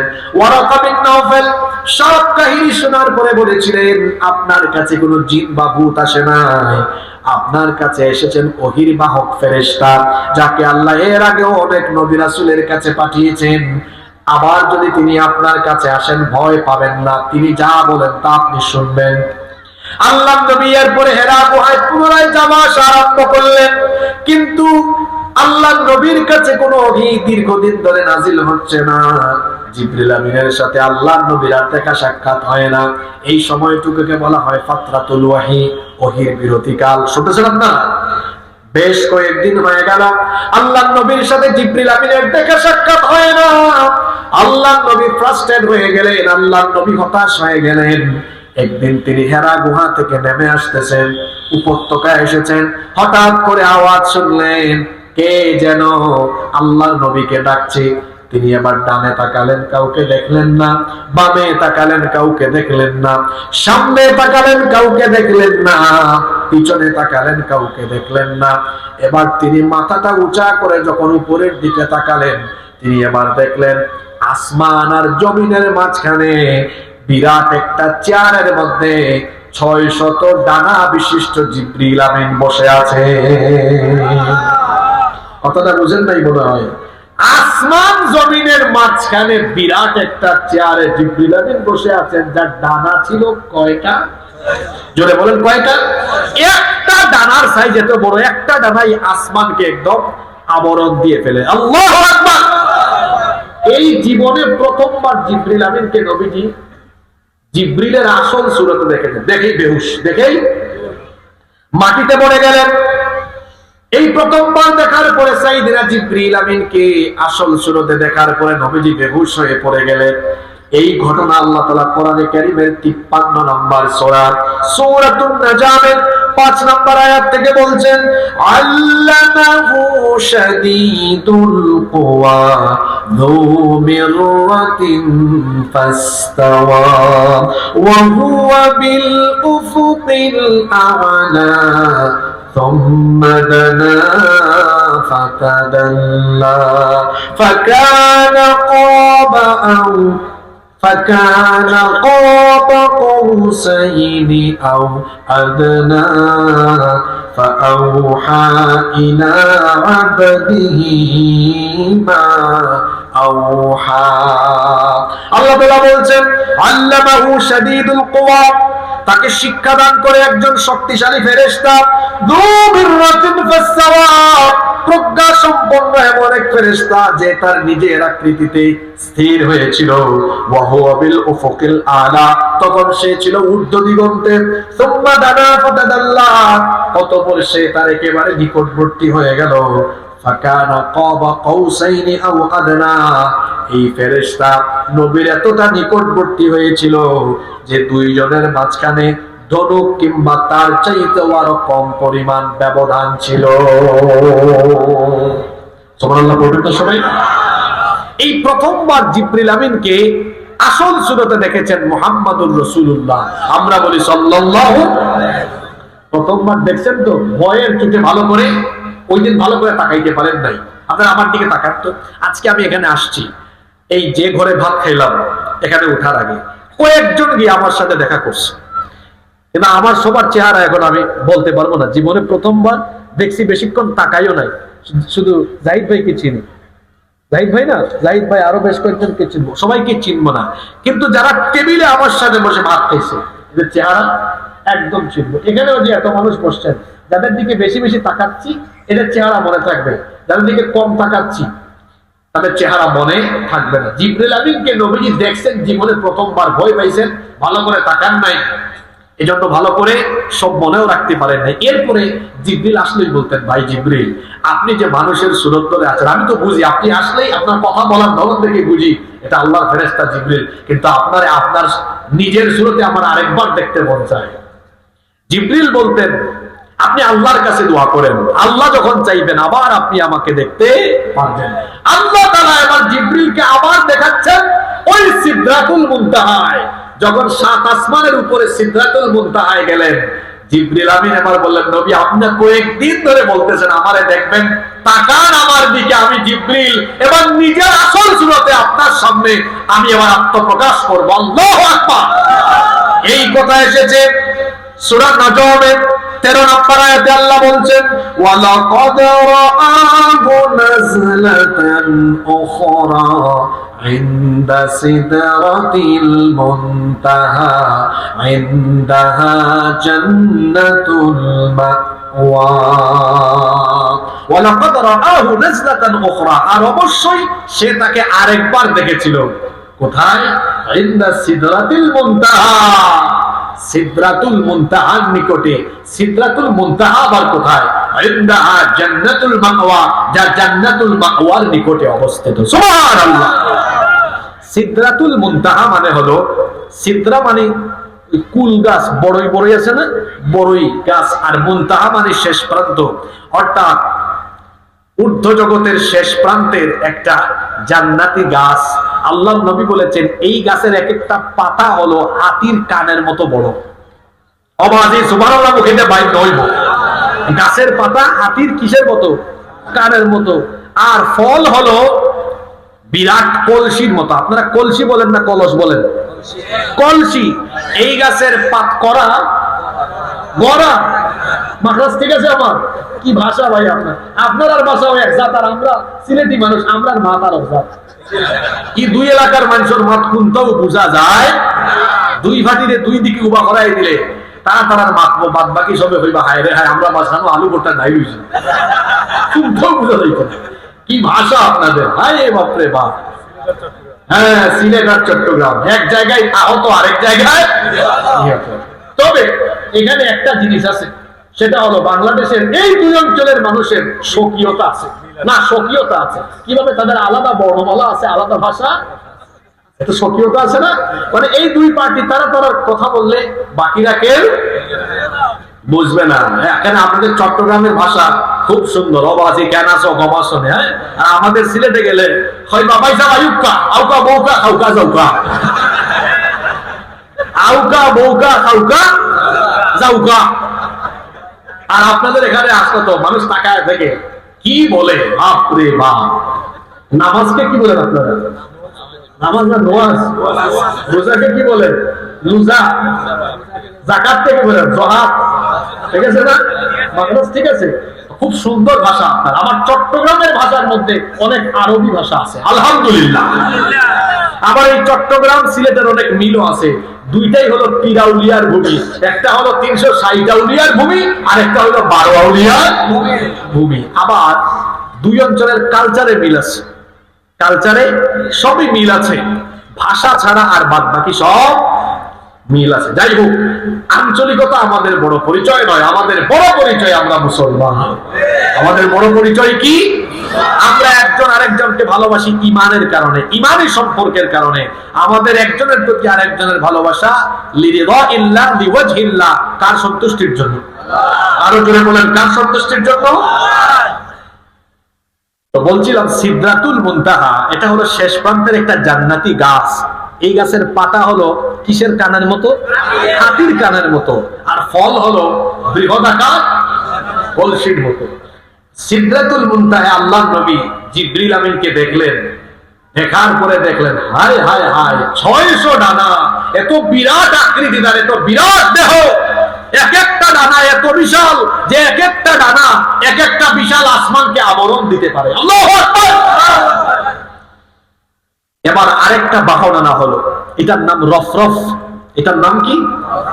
বুরাকের কাজ এখানে শেষ। এবার রফরফ দিয়ে এবার সিদরাতুল মুনতাহা থেকে সরাসরি মহান আল্লাহ পাকের সান্নিধ্যে নবীকে নেওয়া হচ্ছে। সুবহানাল্লাহ। আপনারা ভাবিয়েন না আজকে এই মেরাজের কিচ্ছা শোনানোর জন্য আপনাদের কাছে আসছি, না। এবার বুঝবেন এই টপিকটা কেন ধরেছি। আমি শুনতে পেয়েছি আজকের মাহফিলে অনেক মা বোনরাও এসেছেন, তাদের উদ্দেশ্যে জরুরি কিছু নসিহত আছে। আর এত যুবকেরা আসছে, এদের উদ্দেশ্যে অনেক ওয়াজ আজকে আছে না নাই? তাহলে এবার নবীর সফরটা আরম্ভ হয়েছে। আজকে যে ঘটনাটা বলে যাচ্ছি মনে থাকবে আপনাদের সবার? এবার আরম্ভ হচ্ছে। বাহনটার নাম কি বললাম? সবাই বলেন। এবার রফরফ নামক বাহনে চড়ে ঊর্ধ্বলোকে গমন হবে, সরাসরি মহান আল্লাহ পাকের সান্নিধ্যে আল্লাহর হাবিব চলে যাবেন। সুবহানাল্লাহ পড়বেন না? এখানে একটা বিষয় আপনাদেরকে বলে রাখি, নবীজি কি সেই দিন মেরাজ, সেই রাতে, মেরাজের রাতে তিনি কি আল্লাহ তাআলাকে নিজের চোখে সরাসরি দেখেছিলেন? আর একজন বলেই ফেলছে, মানে ইবনে কাসিরের চেয়ে বড় ইবনে কাসির এখানে আছে। চিন্তা করছেন? আগে আপনি শোনেন, মেরাজের সেই রাতে রাসূল কি আল্লাহ পাককে সরাসরি নিজের চোখে দেখেছিলেন কিনা, এই ব্যাপারে সাহাবীদের মধ্যে দুই দলের দুই মত আছে। যদি বলেন দুই দলের কয়টা মত আছে? হাতে গোনা কয়েকজন সাহাবী বলেছেন হ্যাঁ, আল্লাহ পাক সেই রাতে তার হাবিবকে দিদার দিয়েছিলেন, অর্থাৎ রাসূল সেই দিন আল্লাহ পাককে দেখেছিলেন, তবে চোখের দেখা নয়, অন্তর দিয়ে দুইবার দেখেছিলেন। এটা কে বলেছেন? এটা বলেছেন রাইসুল মুফাসসিরিন আব্দুল্লাহ ইবনে আব্বাস রাদিয়াল্লাহু আনহুমা। তিনি বলছেন মেরাজের সেই রাতে নবী করিম সাল্লাল্লাহু আলাইহি ওয়াসাল্লাম তিনি আল্লাহ তাআলাকে সরাসরি নিজের চোখে নয় বরং অন্তর দিয়ে দেখেছেন কয়বার? দুইবার। তার সাথে আরো কয়েকজন সাহাবী এই মত পেশ করেছেন। আর আমাদের মা নবীজির বিবি আম্মা জান আয়েশা রাদিয়াল্লাহু আনহা। আচ্ছা, এখন আপনারা আগে বলেন তো দেখি, নবীজিকে কাছ থেকে, একদম কাছ থেকে দেখেছেন ঘরের মানুষ না বাইরের মানুষ? আরো জোরে বলতে হবে। নবীজির কাছ থেকে জ্ঞান নিয়েছেন বেশি ঘরের মানুষ না বাইরের মানুষ? ঘরের মানুষ। আম্মা জান আয়েশা রাদিয়াল্লাহু আনহা তিনি এবার বলছেন, কিছু সাহাবীরা এসে আমাকে জিজ্ঞেস করলেন সেই মেরাজের বিস্ময়কর আশ্চর্যজনক ঘটনার রাতে রাসূল পাক কি আল্লাহ তাআলাকে দেখেছিলেন? আম্মা জান আয়েশা রাদিয়াল্লাহু আনহা বলতেন, এই প্রশ্ন শুনে আমার গায়ের লোম দাঁড়িয়ে গেল। আমি বললাম, কি করে এমন কথা তোমরা বলতে পারলে? সেই রাতে, মেরাজের সেই রাতে রাসূল পাক সাল্লাল্লাহু আলাইহি ওয়াসাল্লাম আল্লাহ তাআলাকে দেখেন নাই। আল্লাহ তাআলাকে দেখেন নাই। তিনি বললেন, যে ব্যক্তি এই তিনটা কথা বলবে সে ব্যক্তি মিথ্যাবাদী। এক নাম্বার, যে বলবে মেরাজের রজনীতে রাসূল পাক আল্লাহ পাককে দেখেছেন সেই ব্যক্তি হলো মিথ্যাবাদী। দুই নাম্বার কথা তিনি বললেন, যে ব্যক্তি বলবে রাসূল পাকের কাছে আল্লাহ পাকের তরফ থেকে যে ওহী এসেছে, ওহীর কোনো অংশ নবীজি গোপন করেছেন, এই কথা যে বলবে সে হলো মিথ্যাবাদী। এরপরে তিন নাম্বার কথা তিনি বলেছেন, সূরা লুকমানের 34 নম্বর আয়াতে আল্লাহ তাআলা পাঁচটা বিষয়ের কথা বলেছেন। কেউ যদি বলে এই পাঁচটা বিষয় রাসূল জানেন তাহলে সেই লোক মিথ্যাবাদী। এবার তিনি সূরা লুকমানের 34 নম্বর আয়াত তেলাওয়াত করে শোনালেন, ইন্নাল্লাহা ইনদাহু ইলমুস সাআতি ওয়া ইউনাজ্জিলুল গায়থা ওয়া ইয়ালামু মা ফিল আরহাম ওয়া মা তাদরি নাফসুম মাযা তাকসিবু গাদান ওয়া মা তাদরি নাফসুম বিআইয়ি আরদিন তামুত ইন্নাল্লাহা আলীমুন খাবীর। তিনি বলছেন, নিশ্চয়ই কিয়ামতের জ্ঞান, কিয়ামত কোন দিন হবে এটা একমাত্র জানেন কে? কেউ যদি বলে কিয়ামতের দিন রাসূল জানতেন সে মিথ্যাবাদী। আম্মা জান আয়েশা রাদিয়াল্লাহু আনহা বলছেন, বৃষ্টি কোন সময় হবে এটা আল্লাহ জানেন। তিন নাম্বার, মায়ের রেহেমের ভেতরে কি আছে এটা কে জানেন। চার নাম্বার, আগামীকাল মানুষ কি অর্জন করবে সেটা কে জানেন। পাঁচ নাম্বার, কে কোন জায়গায় মারা যাবে এটা কেবল যিনি জানেন, জোরে বলেন তিনি কে? এই যে কথাগুলো বললেন তার মধ্যে প্রথম কথা তিনি বললেন, যে ব্যক্তি বলবে আল্লাহ পাককে রাসূল পাক দেখেছেন সে সত্যবাদী না মিথ্যাবাদী? তাহলে মেরাজের রাতে রাসূল পাক আল্লাহ পাককে দেখেছেন কি না এ ব্যাপারে সাহাবীদের কয়টা মত আছে? জোরে বলেন কয়টা? একটা মত দিয়েছেন আব্দুল্লাহ ইবনে আব্বাস রাদিয়াল্লাহু আনহু। তিনি বলছেন রাসূল পাক আল্লাহ পাককে অন্তর দিয়ে, তাও নিজের চক্ষু দিয়ে না, অন্তর চক্ষু দিয়ে দেখেছেন কয়বার? দুইবার। আম্মা জান আয়েশা রাদিয়াল্লাহু আনহা বলছেন, না, রাসূল পাককে আমি নিজে জিজ্ঞেস করেছি আপনি কি মেরাজের রাতে আল্লাহ পাককে দেখেছেন? রাসূল পাক বলেছেন, না, আমি দেখি নাই। কারণ কোরআনে কারিমেই তো আছে, লা তুদরিকুহুল আবসার ওয়া হুয়া ইউদরিকুল আবসার। মানব চক্ষু আল্লাহকে তার দৃষ্টির ভেতরে আনতে পারবে না, তিনি সবাইকে তার দৃষ্টির ভেতরে পরিবেষ্টন করে আছেন। মুসা নবী তিনি আল্লাহর সাথে কথা বলতেন, এটা আমরা সবাই জানি, তাই না? তিনি তুর পাহাড়ে আল্লাহর সাথে কথা বলতেছেন, কথা বলতে বলতে আবেগের ঠেলায়, মানে বিষয়টা হলো এমন, চলতেছিল অডিও কল। আপনার মেসেঞ্জারে বা হোয়াটসঅ্যাপে অডিও কলে কথা বললে কেউ যদি ভিডিও সাইনে ক্লিক করে ক্রিং ক্রিং আওয়াজ হয় না, রিকোয়েস্টিং, মানে মুসা নবী কথা বলতে বলতে বলতে বলতে ভিডিও কলে ক্লিক মারছে। আল্লাহ আর এভাবে চলতে পারে না, আপনারে দেখে ফেলবো, আল্লাহ আমি আপনাকে দেখবো। আল্লাহ বললেন, লান তারানি, তুমি কখনো আমাকে দেখতে পাবে না। তিনি বললেন, না আমি আপনারে দেখেই ছাড়বো, আপনাকে দেখবো আমি। আল্লাহ বললেন, ঠিক আছে মূসা, আমি আমার নূরের সামান্য তাজাল্লি দিব, যদি তুমি সহ্য করতে পারো আমার নূর তাহলে তুমি আমাকে দেখবে। সামান্য একটু নূরের তাজাল্লি যখন আল্লাহ দিলেন, মুসা নবী ওখানেই বেহুশ হয়ে পড়ে গেলেন। আল্লাহু আকবার।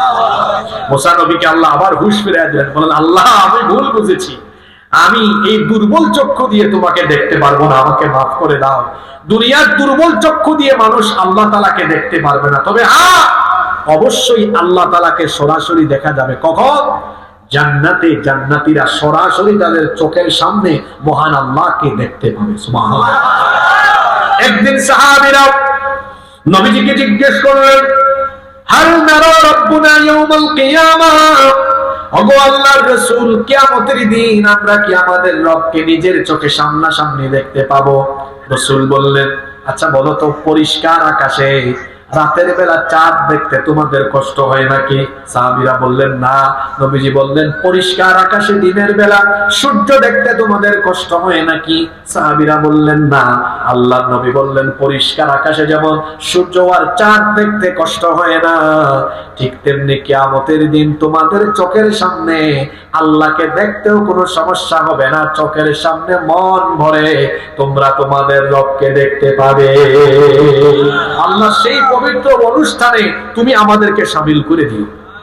আরো আসতে বলেন আমিন। তাহলে এই দুইটা মতামত পাইলাম। একজন বলেছেন অন্তর দিয়ে দেখেছেন, আরেকজন বলেছেন না দেখেন নাই। আচ্ছা, আপনাদের কমন সেন্সের উপর ছেড়ে দিলাম। আচ্ছা, ঘরের তত্ত্বটা নেওয়া উচিত না বাইরের তত্ত্বটা নেওয়া উচিত? জয় বলেন। এজন্য সংখ্যাগরিষ্ঠ মুফাসসিরিন, মুহাদ্দিসিন এবং ফুকাহারা আম্মা জান আয়েশা রাদিয়াল্লাহু আনহা এই রিওয়ায়াতকে গ্রহণ করে বলেছেন, রাসূল পাক মেরাজের রাতে আল্লাহর সাথে কথা বলেছেন, আল্লাহর সান্নিধ্যে গিয়েছেন, কিন্তু আল্লাহর দিদার লাভ হয়নি। আল্লাহ তাআলা এবার তার হাবিবকে তার কুদরতের কিছু নিদর্শন দেখানো আরম্ভ করলেন। যেই জান্নাত আর জাহান্নামের কথা আমরা বলি, ওয়াজ করি, এবার আল্লাহ তার হাবিবকে জান্নাত আর জাহান্নামের চিত্র সরাসরি ওই রাতে দেখিয়েছেন। আল্লাহু আকবার। এবার শুনেন, এত গুনাহ যে করেন, কোন গুনার কোন শাস্তি রাসূলকে আল্লাহ সেদিন দেখালেন। মনোযোগ আছে? কষ্ট হচ্ছে আপনাদের?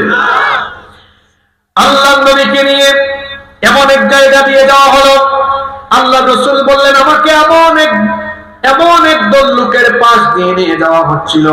আমি লক্ষ্য করে দেখলাম তাদের সামনে একটা পাত্রে গোশত রান্না করে রাখা, পাশে আরেকটা পাত্রে পচা এবং দুর্গন্ধযুক্ত গোশত রাখা।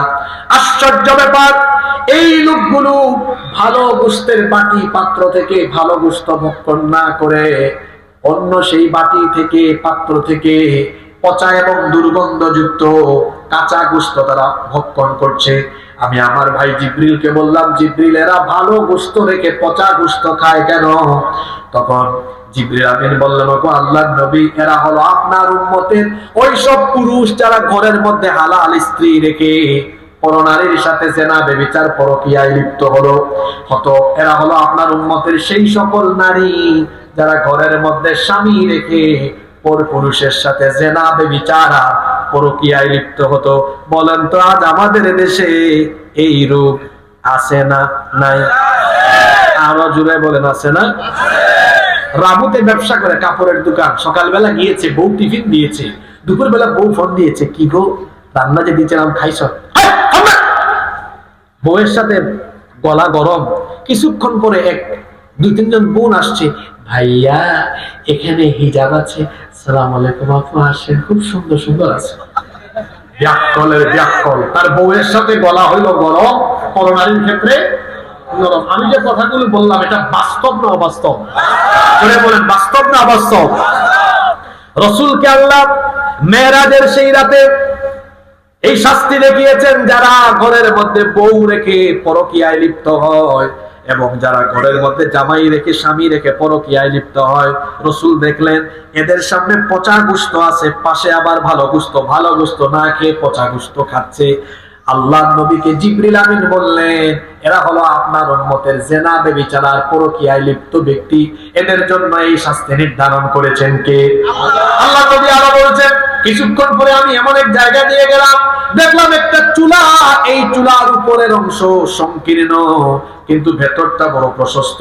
ভেতর থেকে শুধু চিৎকারের আওয়াজ শোনা যায়, কান্নার আওয়াজ শোনা যায়। আমি একটু সামনে গিয়ে দেখলাম এই চুলার ভেতরে উলঙ্গ নারী পুরুষ, এদেরকে চুলার ভেতর থেকে আগুনের হিট দেওয়া হয়, আর তখনই তারা চিৎকার চেঁচামেচি করা আরম্ভ করে। আমি জিজ্ঞেস করলাম, জিবরিল এরা কারা?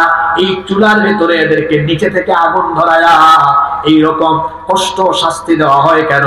জিবরিল আমিন বললেন, এরা হলো আপনার উম্মতের সেই সব মানুষ, এরা হলো তারা দুনিয়ায় বেবিচারী ছিল, যারা জিনা বেবিচার করতো যারা। ও আমার কলিজার টুকরা যুবক তরুণ ছাত্র ভাইয়েরা, বিবাহ বহির্ভূত হারাম রিলেশন করে নিজের যৌবনকে, নিজের জীবনকে, ক্যারিয়ারকে নষ্টের পথে দিবেন না। দুনিয়াও যাবে, আখিরাতও চলে যাবে। খবরদার, বিবাহ বহির্ভূত কোনো হারাম রিলেশন করা যাবে না। পাহাড়ের চিপা চাপায় আর সাগরের তীরে গিয়ে সুগন্ধা আর কিনা নিতে গিয়ে গার্লফ্রেন্ডের হাত ধরে ধরে বাদাম খাওয়া আর কোনো চিন্তা যেন মাথায় না আসে, কারণ জিনা বেবিচার যিনি হারাম করে দিয়েছেন তিনি কি? মহিলা প্যান্ডেলে যে বোনেরা আছেন তাদেরকেও বলছি, খবরদার, বিবাহ বহির্ভূত হারাম রিলেশনে সম্পৃক্ত হয়ে নিজের মা বাবার মুখে চুনকালি মাখায়া দিয়েন না। পড়াশোনা করেন। আমি আমার যুবক ভাইদেরকে বলবো, চরিত্র হবে নবী ইউসুফ আলাইহিস সালামের মতো। আপনার চেহারার দিকে তো এই রামুর মেয়েরা ফিরেও তাকায় না, একটা চেহারা আপনার। কিন্তু ইউসুফ আলাইহিস সালাম, যাকে আল্লাহ তাআলা এই দুনিয়ার অর্ধেক সৌন্দর্য দান করেছিলেন, সুবহানাল্লাহ, যাকে দেখলে চক্ষু ফিরানো যেত না, এত সুন্দর সুপুরুষ তিনি ছিলেন, যাকে দেখে মিশরের সেই যুগের সুন্দরী রূপসী নারীরা ফল কাটতে গিয়ে নিজেদের আঙ্গুল কেটে ফেলেছে, অনুভূতি শূন্য হয়ে এই কাজ করেছে, তারা টেরও পায় নাই। তিনি যে ঘরের মধ্যে লালিত পালিত হয়েছেন, সেই ঘরে দুষ্ট নারী সুন্দরী জুলাইখা প্রতিদিন তার চোখের সামনে ইউসুফ আলাইহিস সালামকে দেখতে দেখতে পাগল পাড়া হয়ে গেল। একদিন সে নির্জনে তার দাসীর মাধ্যমে একেবারে তার খাস কামরায় বেডরুমে ইউসুফ আলাইহিস সালামকে নিয়ে আসলো। 7টা দরজা ছিল, সবগুলো দরজায় তালা লাগিয়ে দিল। এরপরে ইউসুফ আলাইহিস সালামকে বলল, ইউসুফ, আমার কাছে এসে আমার মনোবাসনা পূরণ করো। ইউসুফ আলাইহিস সালাম আল্লাহর নবী, তিনি তখন মহান আল্লাহকে ভয় করে এই দুষ্ট মহিলার ষড়যন্ত্র থেকে আল্লাহর কাছে পানা আছে, তার প্রস্তাব ফিরিয়ে দিয়ে আল্লাহর উপর তাওয়াক্কুল করে, তিনি জানতেন সবগুলো দরজা বন্ধ, কিন্তু আল্লাহর উপর তাওয়াক্কুল করে আল্লাহর ভয় নিয়ে তিনি যখন তালাবদ্ধ দরজার দিকে দৌড় দিলেন, আল্লাহ তার কুদরতি চাবি দিয়ে তার নবী ইউসুফের জন্য সবগুলো দরজার তালা খুলে দিলেন।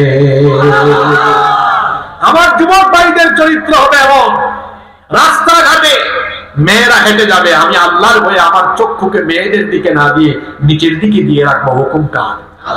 বলতে হবে হুকুম কার?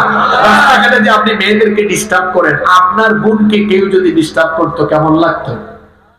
আপনি যারা ডিস্টার্ব করেন সেও তো কারো না কারো বোন হতে পারে। এক ছেলে একবার আমার একটা, হুজুর, সবাইকে যদি বোনের নজরে দেখে আমার বউ হবে কোনটা? কি আশ্চর্য প্রশ্ন করেছে, চিন্তা করেছে?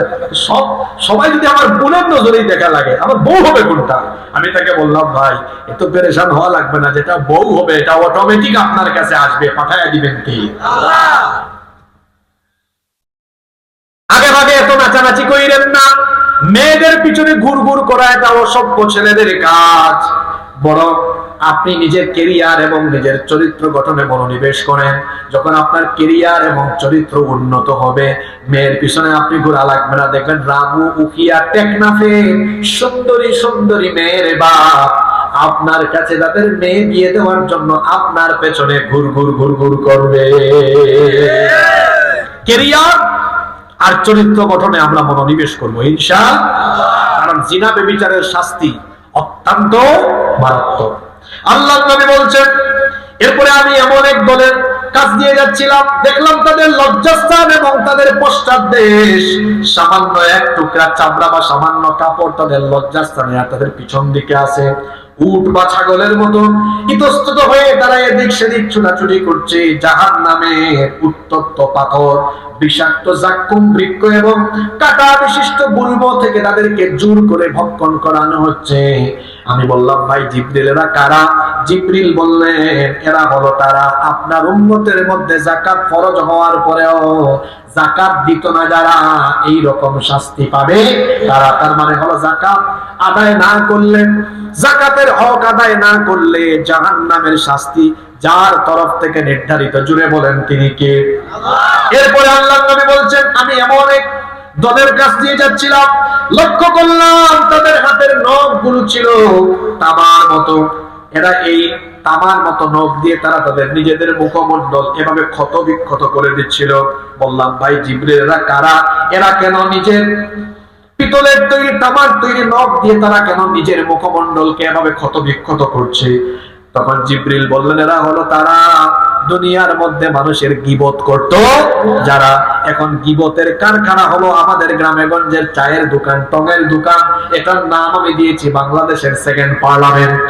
ওখানে দোকানদার থাকে স্পিকারের ভূমিকায়, আর চা করেরা সাংসদের ভূমিকায় অবতীর্ণ হয়ে চা খায় আর মানুষের বদনাম করে। আছে না নাই? খবরদার, গীবত আর চুগলখড়ি থেকে আমাদেরকে বেঁচে থাকতে হবে। আর এই কাজে পুরুষের চাইতে নারীরা অনেক বেশি এগিয়ে আছে। দেখা যায় ঘরের একজনের কথা আরেকজনের কাছে লাগায়া দুই তিন ভাইয়ের এত সুন্দর পরিবার তছনছ করে দেয়। আছে না নাই? মা বোনদেরকে বলবো, আমরা এমনটা করবো না, বরং আমরা মিল মহব্বত রেখে মিলেমিশে থাকবো। মিলেমিশে থাকলে পরে ঘরের মধ্যে বরকত যিনি দিবেন তিনি কে?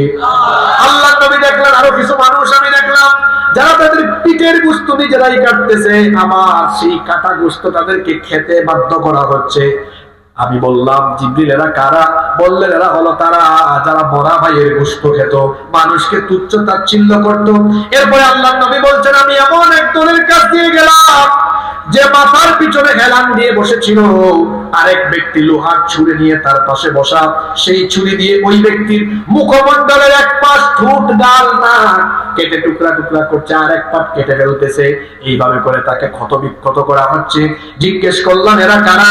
জিবরিল আমিন বললেন, এরা হলো তারা যারা মিথ্যাচার করত, মানুষের নামে বদনাম, মানুষের নামে তত্ত্ব সন্ত্রাস করে মিথ্যা তত্ত্ব ছড়িয়ে দিত।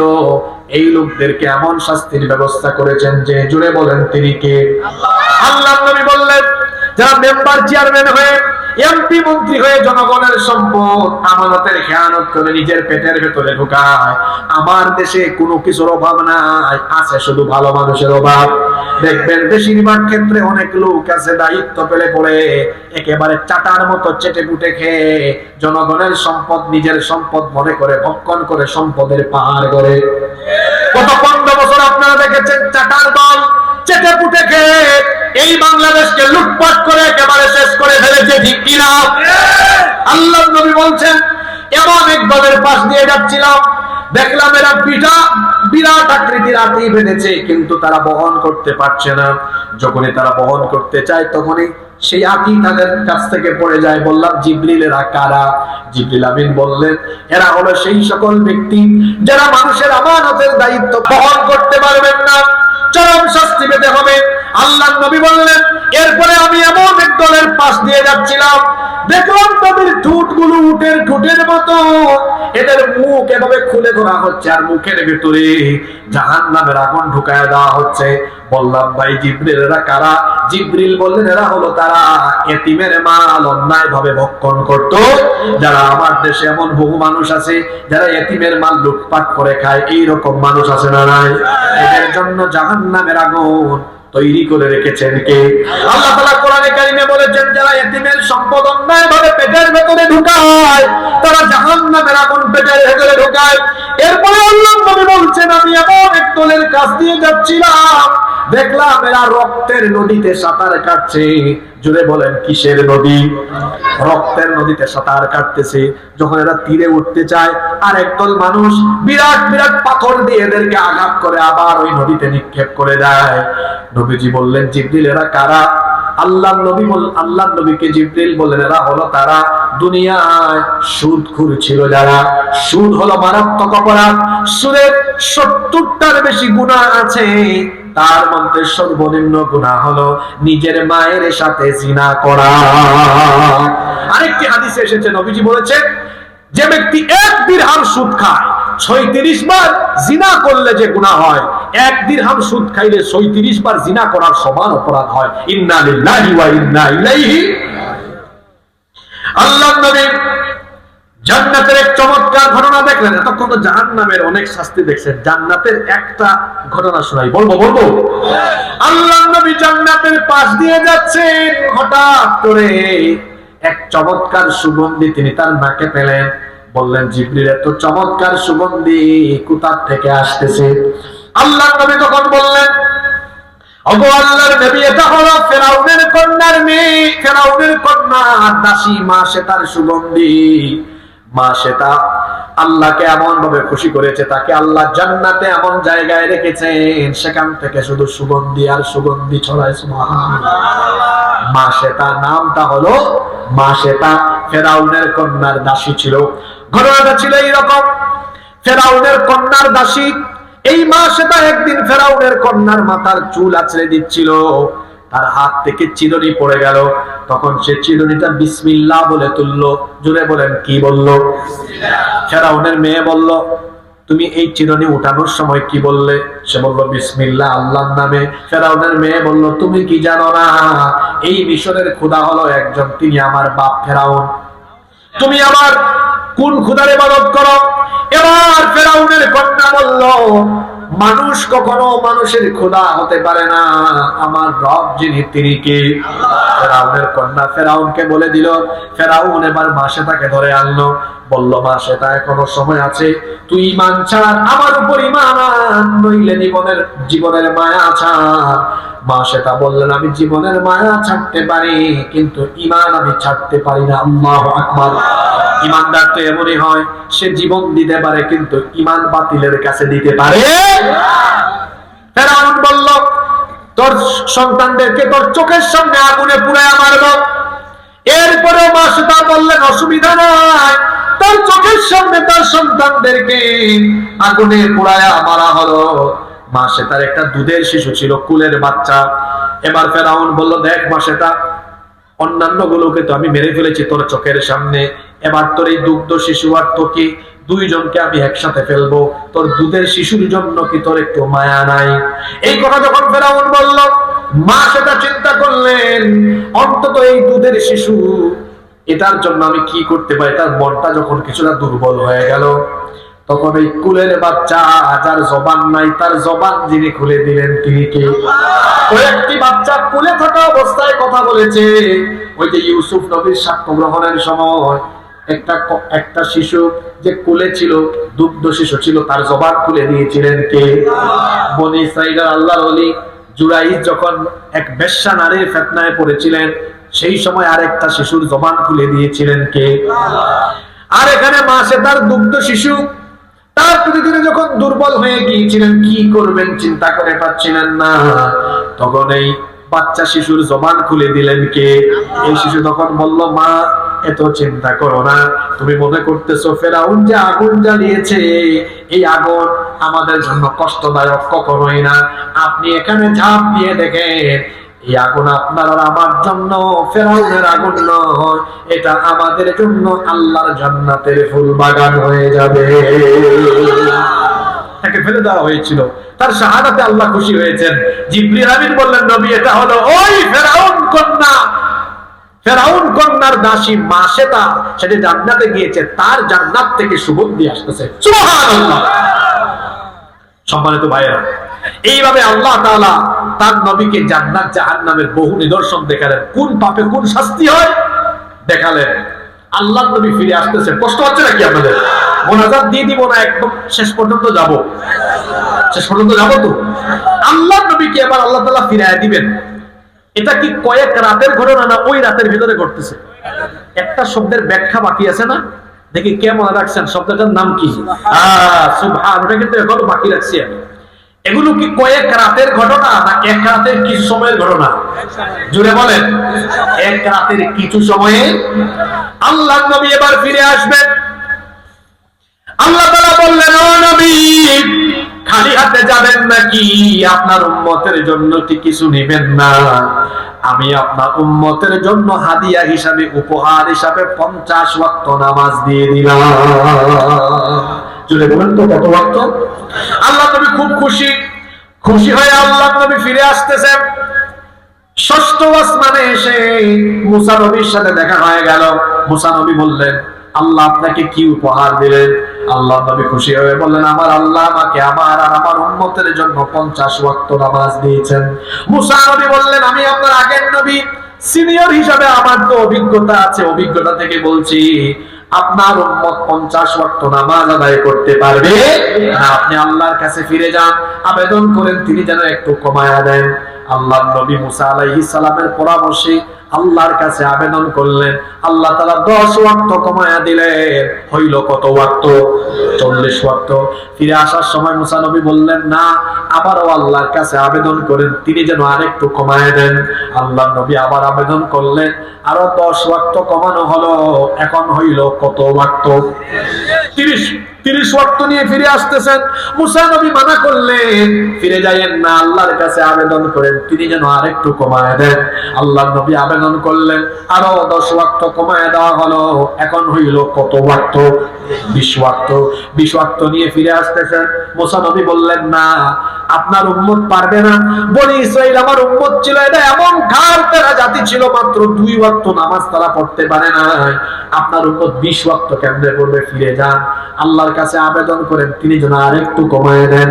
আল্লাহর নবী আবেদন করলেন, আল্লাহ আরো 10 ওয়াক্ত কমায় দিলেন। এখন থাকলো কত ওয়াক্ত? 10 ওয়াক্ত নামাজ নিয়ে ফিরে যাচ্ছেন। মুসা নবী বললেন, না, আবার আল্লাহর কাছে আবেদন করেন তিনি যেন আরেকটু কমায় দেন। এবার আল্লাহর নবী আবেদন করলেন, আল্লাহ আরো 5 ওয়াক্ত কমায় দেন। এখন থাকলো কত ওয়াক্ত? আল্লাহ নবী 5 ওয়াক্ত নিয়ে ফিরে আসতেছেন। মুসা নবী বললেন, 5 ওয়াক্ত অনেক বেশি, আমার উম্মত তো 2 ওয়াক্ত আদায় করতে পারে নাই। আপনি আল্লাহ তাআলাকে বলেন তিনি যেন আরেকটু কমান। আল্লাহ নবী বললেন, এতবার গেলাম, এখন আর যাইতে মন মানতেছে না, লজ্জা লাগতেছে, আমি আর যেতে পারবো না। 50 থেকে আল্লাহ 5 ওয়াক্ত কমায় দিয়েছেন। শুনেন, আল্লাহ নবী যদি আবার আল্লাহর কাছে আবেদন করতেন, আল্লাহ কমায়া দিতেন কি দিতেন না? অবশ্যই আল্লাহ কমাতেন, কারণ নবী আল্লাহর কাছে কোনো কিছু চাইলে আল্লাহ সেটা ফিরায়া দেন। কিন্তু নবীজির লজ্জায় আর জান নাই, কোথায় 50 আর কোথায় 5, 45 ওয়াক্ত কমায়া দেওয়া হলো। আল্লাহ নবী বললেন, হে আল্লাহ নবী মুসা, আমি আর যাব না, আমার শরম লাগতেছে, 5 ওয়াক্ত নিয়ে আমি চলে যাচ্ছি। আল্লাহ তাআলা তখন বললেন, ও নবী, 5 ওয়াক্ত নিয়ে যাচ্ছেন কিন্তু মন খারাপ কইরেন না, দিয়েছিলাম 50 ওয়াক্ত, কমাতে কমাতে এখন দিলাম 5 ওয়াক্ত। আপনার উম্মত যদি 5 ওয়াক্ত নামাজ আদায় করে, সওয়াব আমি 5 ওয়াক্তের দিব না, 5 ওয়াক্ত আদায় করলে সওয়াব আমি 50 ওয়াক্ত নামাজের দিয়ে দিব।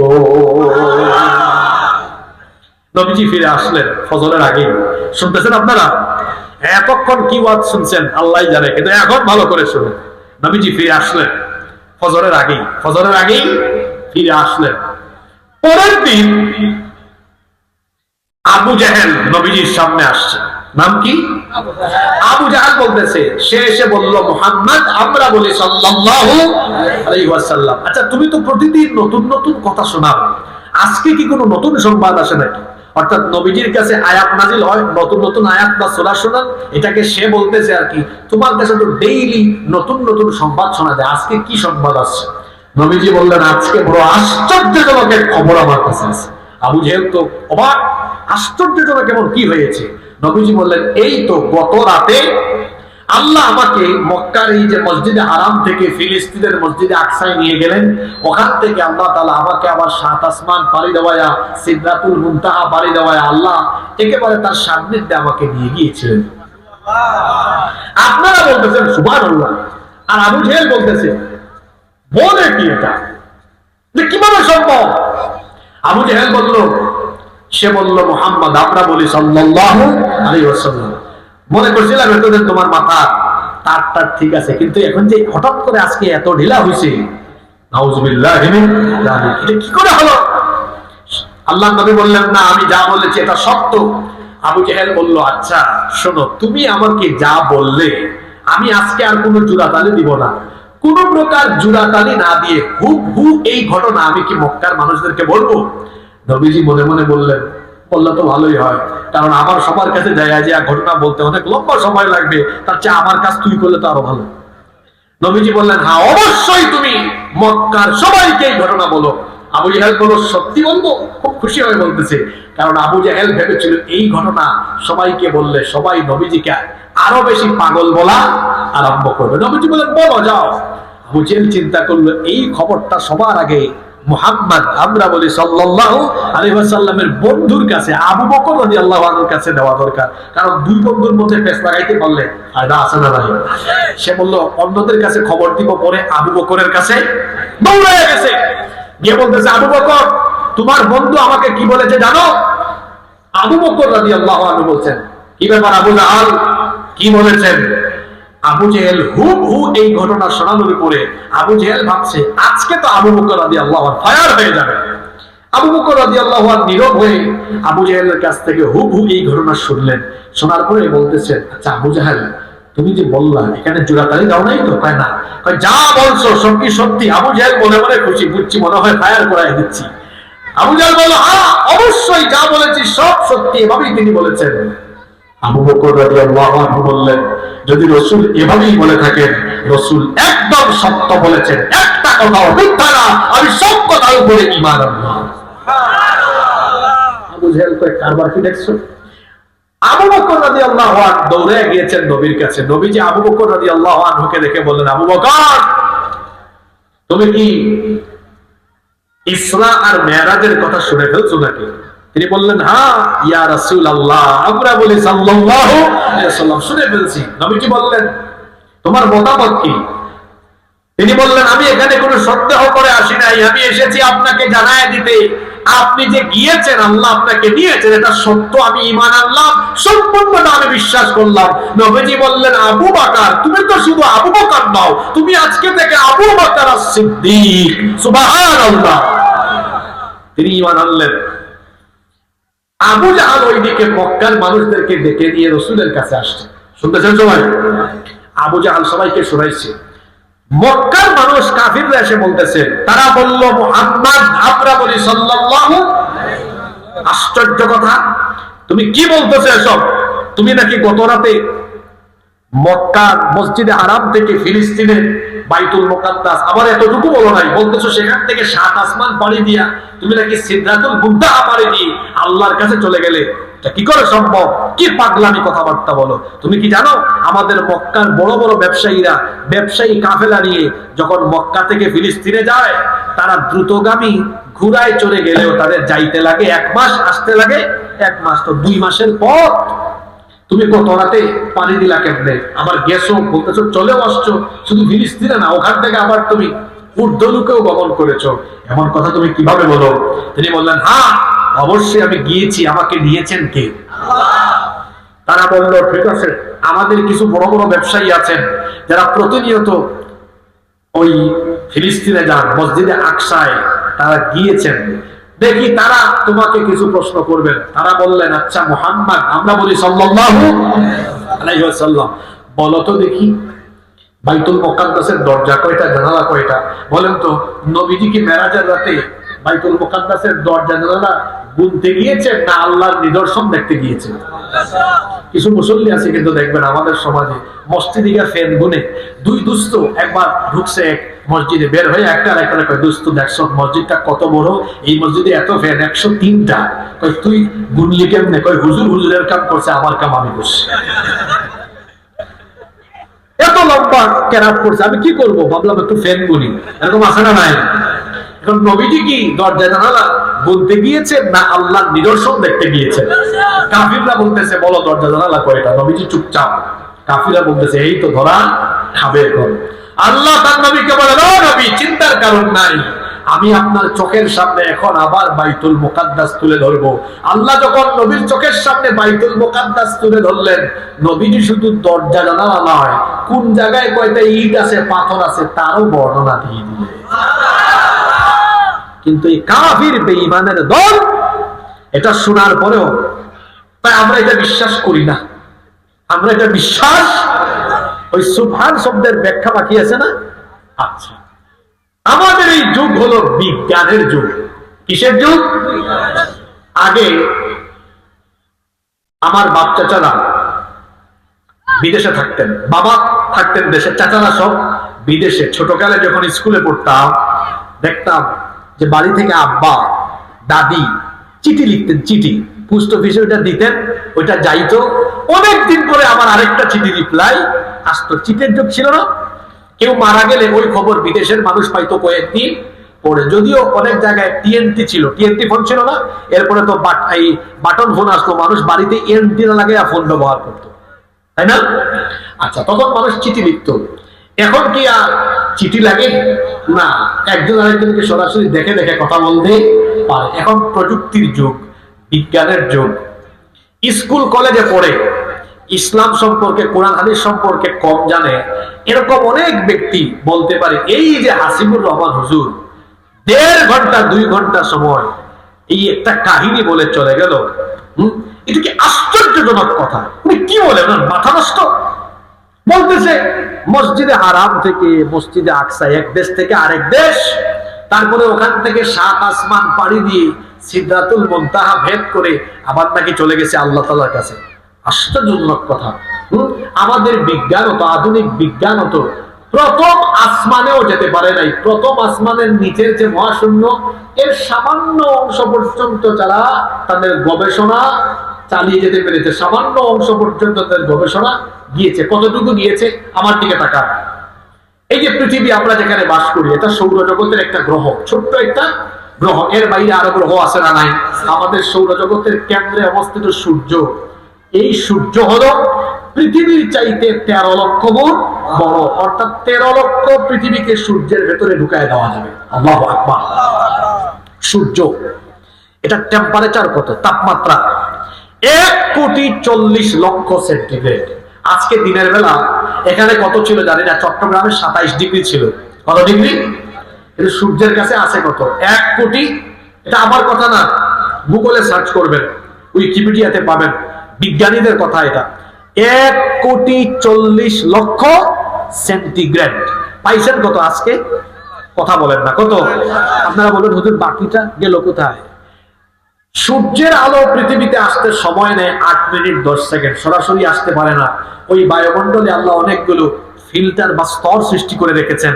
বিজ্ঞান যার নাম দিয়েছে ট্রাপোস্ফিয়ার, স্ট্রাটোস্ফিয়ার, আইনোটোস্ফিয়ার, এক্সোস্ফিয়ার, এ ধরনের অনেক ফিল্টার আছে। সূর্যের আলো এসে ওখানে বাধা খায়, সূর্যের আলো ওখানে বাধা খেয়ে ওখানে আলোটা ফিল্টারিং হয়ে হয়ে হয়ে হয়ে হয়ে হয়ে যতটুকু আলো পৃথিবীতে আসলে মানুষ, জীবজন্তু, গাছপালা থাকবে, ততটুকু আলো আল্লাহ দয়া করে পাঠান। সুবহানাল্লাহ। কিন্তু সূর্যের কাছে আছে কত, 1,40,00,000। আচ্ছা, এই যে আমাদের মোমবাতির আগুন আছে না, মোমবাতির আগুন, এটা তাপমাত্রা কত জানেন? 1000 ডিগ্রি। কত ডিগ্রি? ওই যে কেরোসিন দিয়ে কুপি বাতি জ্বালায় না, কুপি বাতি, চেরাগ, আপনারা কি বলেন? চেরাগ। এটার তাপমাত্রা হলো 1300 ডিগ্রি। আর লোহাকে যে আগুনে গলানো হয়, লোহাকে যে আগুনে গলানো হয়, অর্থাৎ যে লোহা, অর্থাৎ যে আগুনে লোহা দিলে লোহা কি হয়? গলে যায়। ওই আগুনের তাপমাত্রা হলো 1538 ডিগ্রি। 1500। এখন আধুনিক যুগের ছেলেরা বলবে 1538 ডিগ্রি আগুনের মধ্যে লোহা দিলে লোহাই থাকে না। আর মানুষ তিনি কিভাবে সূর্য 1,40,00,000 সেন্টিগ্রেড এই তাপমাত্রাকে ভেদ করে উপরে উঠা তো অসম্ভব, জলে পড়ে ছাই হয়ে যাওয়ার কথা। নবীজি উঠলেন কেমনে? শুধু কি সূর্য, মহাশূন্যে সূর্যের চাইতে আরো বিরাট বিরাট দানবাকৃতির সৃষ্টি আছে না নাই? যে সূর্য পৃথিবীর চেয়ে 13 লক্ষ গুণ বড়, ওই সূর্যের চাইতে আরো বিরাট বড় হলো মহাশূন্যে অবস্থিত এক একটা গ্যালাক্সির ভেতরে থাকা তারকারাজি। এক একটা তারকা এত বড়। অ্যাস্ট্রোনমি ম্যাগাজিন একটা আর্টিকেল বের করেছে, আধুনিক বিজ্ঞানের সর্বশেষ আবিষ্কৃত যে তারকা, অর্থাৎ তারা তাদের আবিষ্কৃত যন্ত্রপাতি দিয়ে সর্বশেষ যে তারকা পর্যন্ত তারা যেতে পেরেছে, এটার নাম তারা দিয়েছেন YU স্কুটি। আধুনিক বিজ্ঞান বলছে আমাদের সর্বশেষ গবেষণায় প্রাপ্ত এই তারকা হলো সূর্যের চাইতে আরো 500 কোটি গুণ বড়। সুবহানাল্লাহ কইতে পারলেন না? সূর্য পৃথিবীর চেয়ে 13 লক্ষ গুণ বড়। আর তারা এখন পর্যন্ত যতটুকুতে গেছে পাইছে সূর্যের চেয়ে আরো 500 কোটি গুণ বড়। এর চেয়ে বড় তারকা মহাশূন্যে নাই, আছে, কিন্তু বিজ্ঞান যেতে এখনো পারে নাই। মহাশূন্যে অজস্র গ্যালাক্সি রয়েছে, আর এক একটা গ্যালাক্সির ভেতরে বিলিয়ন বিলিয়ন তারকারাজি রয়েছে। এই তারকার চাইতে বড় কিছু কি আল্লাহর মহাশূন্যে নাই? সেটার নাম হলো ব্ল্যাক হোল। ও আমার যুবক ভাইয়েরা, বিজ্ঞান মনস্ক কেউ এখানে যদি মেরাজ নিয়ে আপত্তি করেন, আমি বলছি আপনার বিজ্ঞান 100 বছর আগে ব্ল্যাক হোলের কথা বলেছে, আর আল্লাহ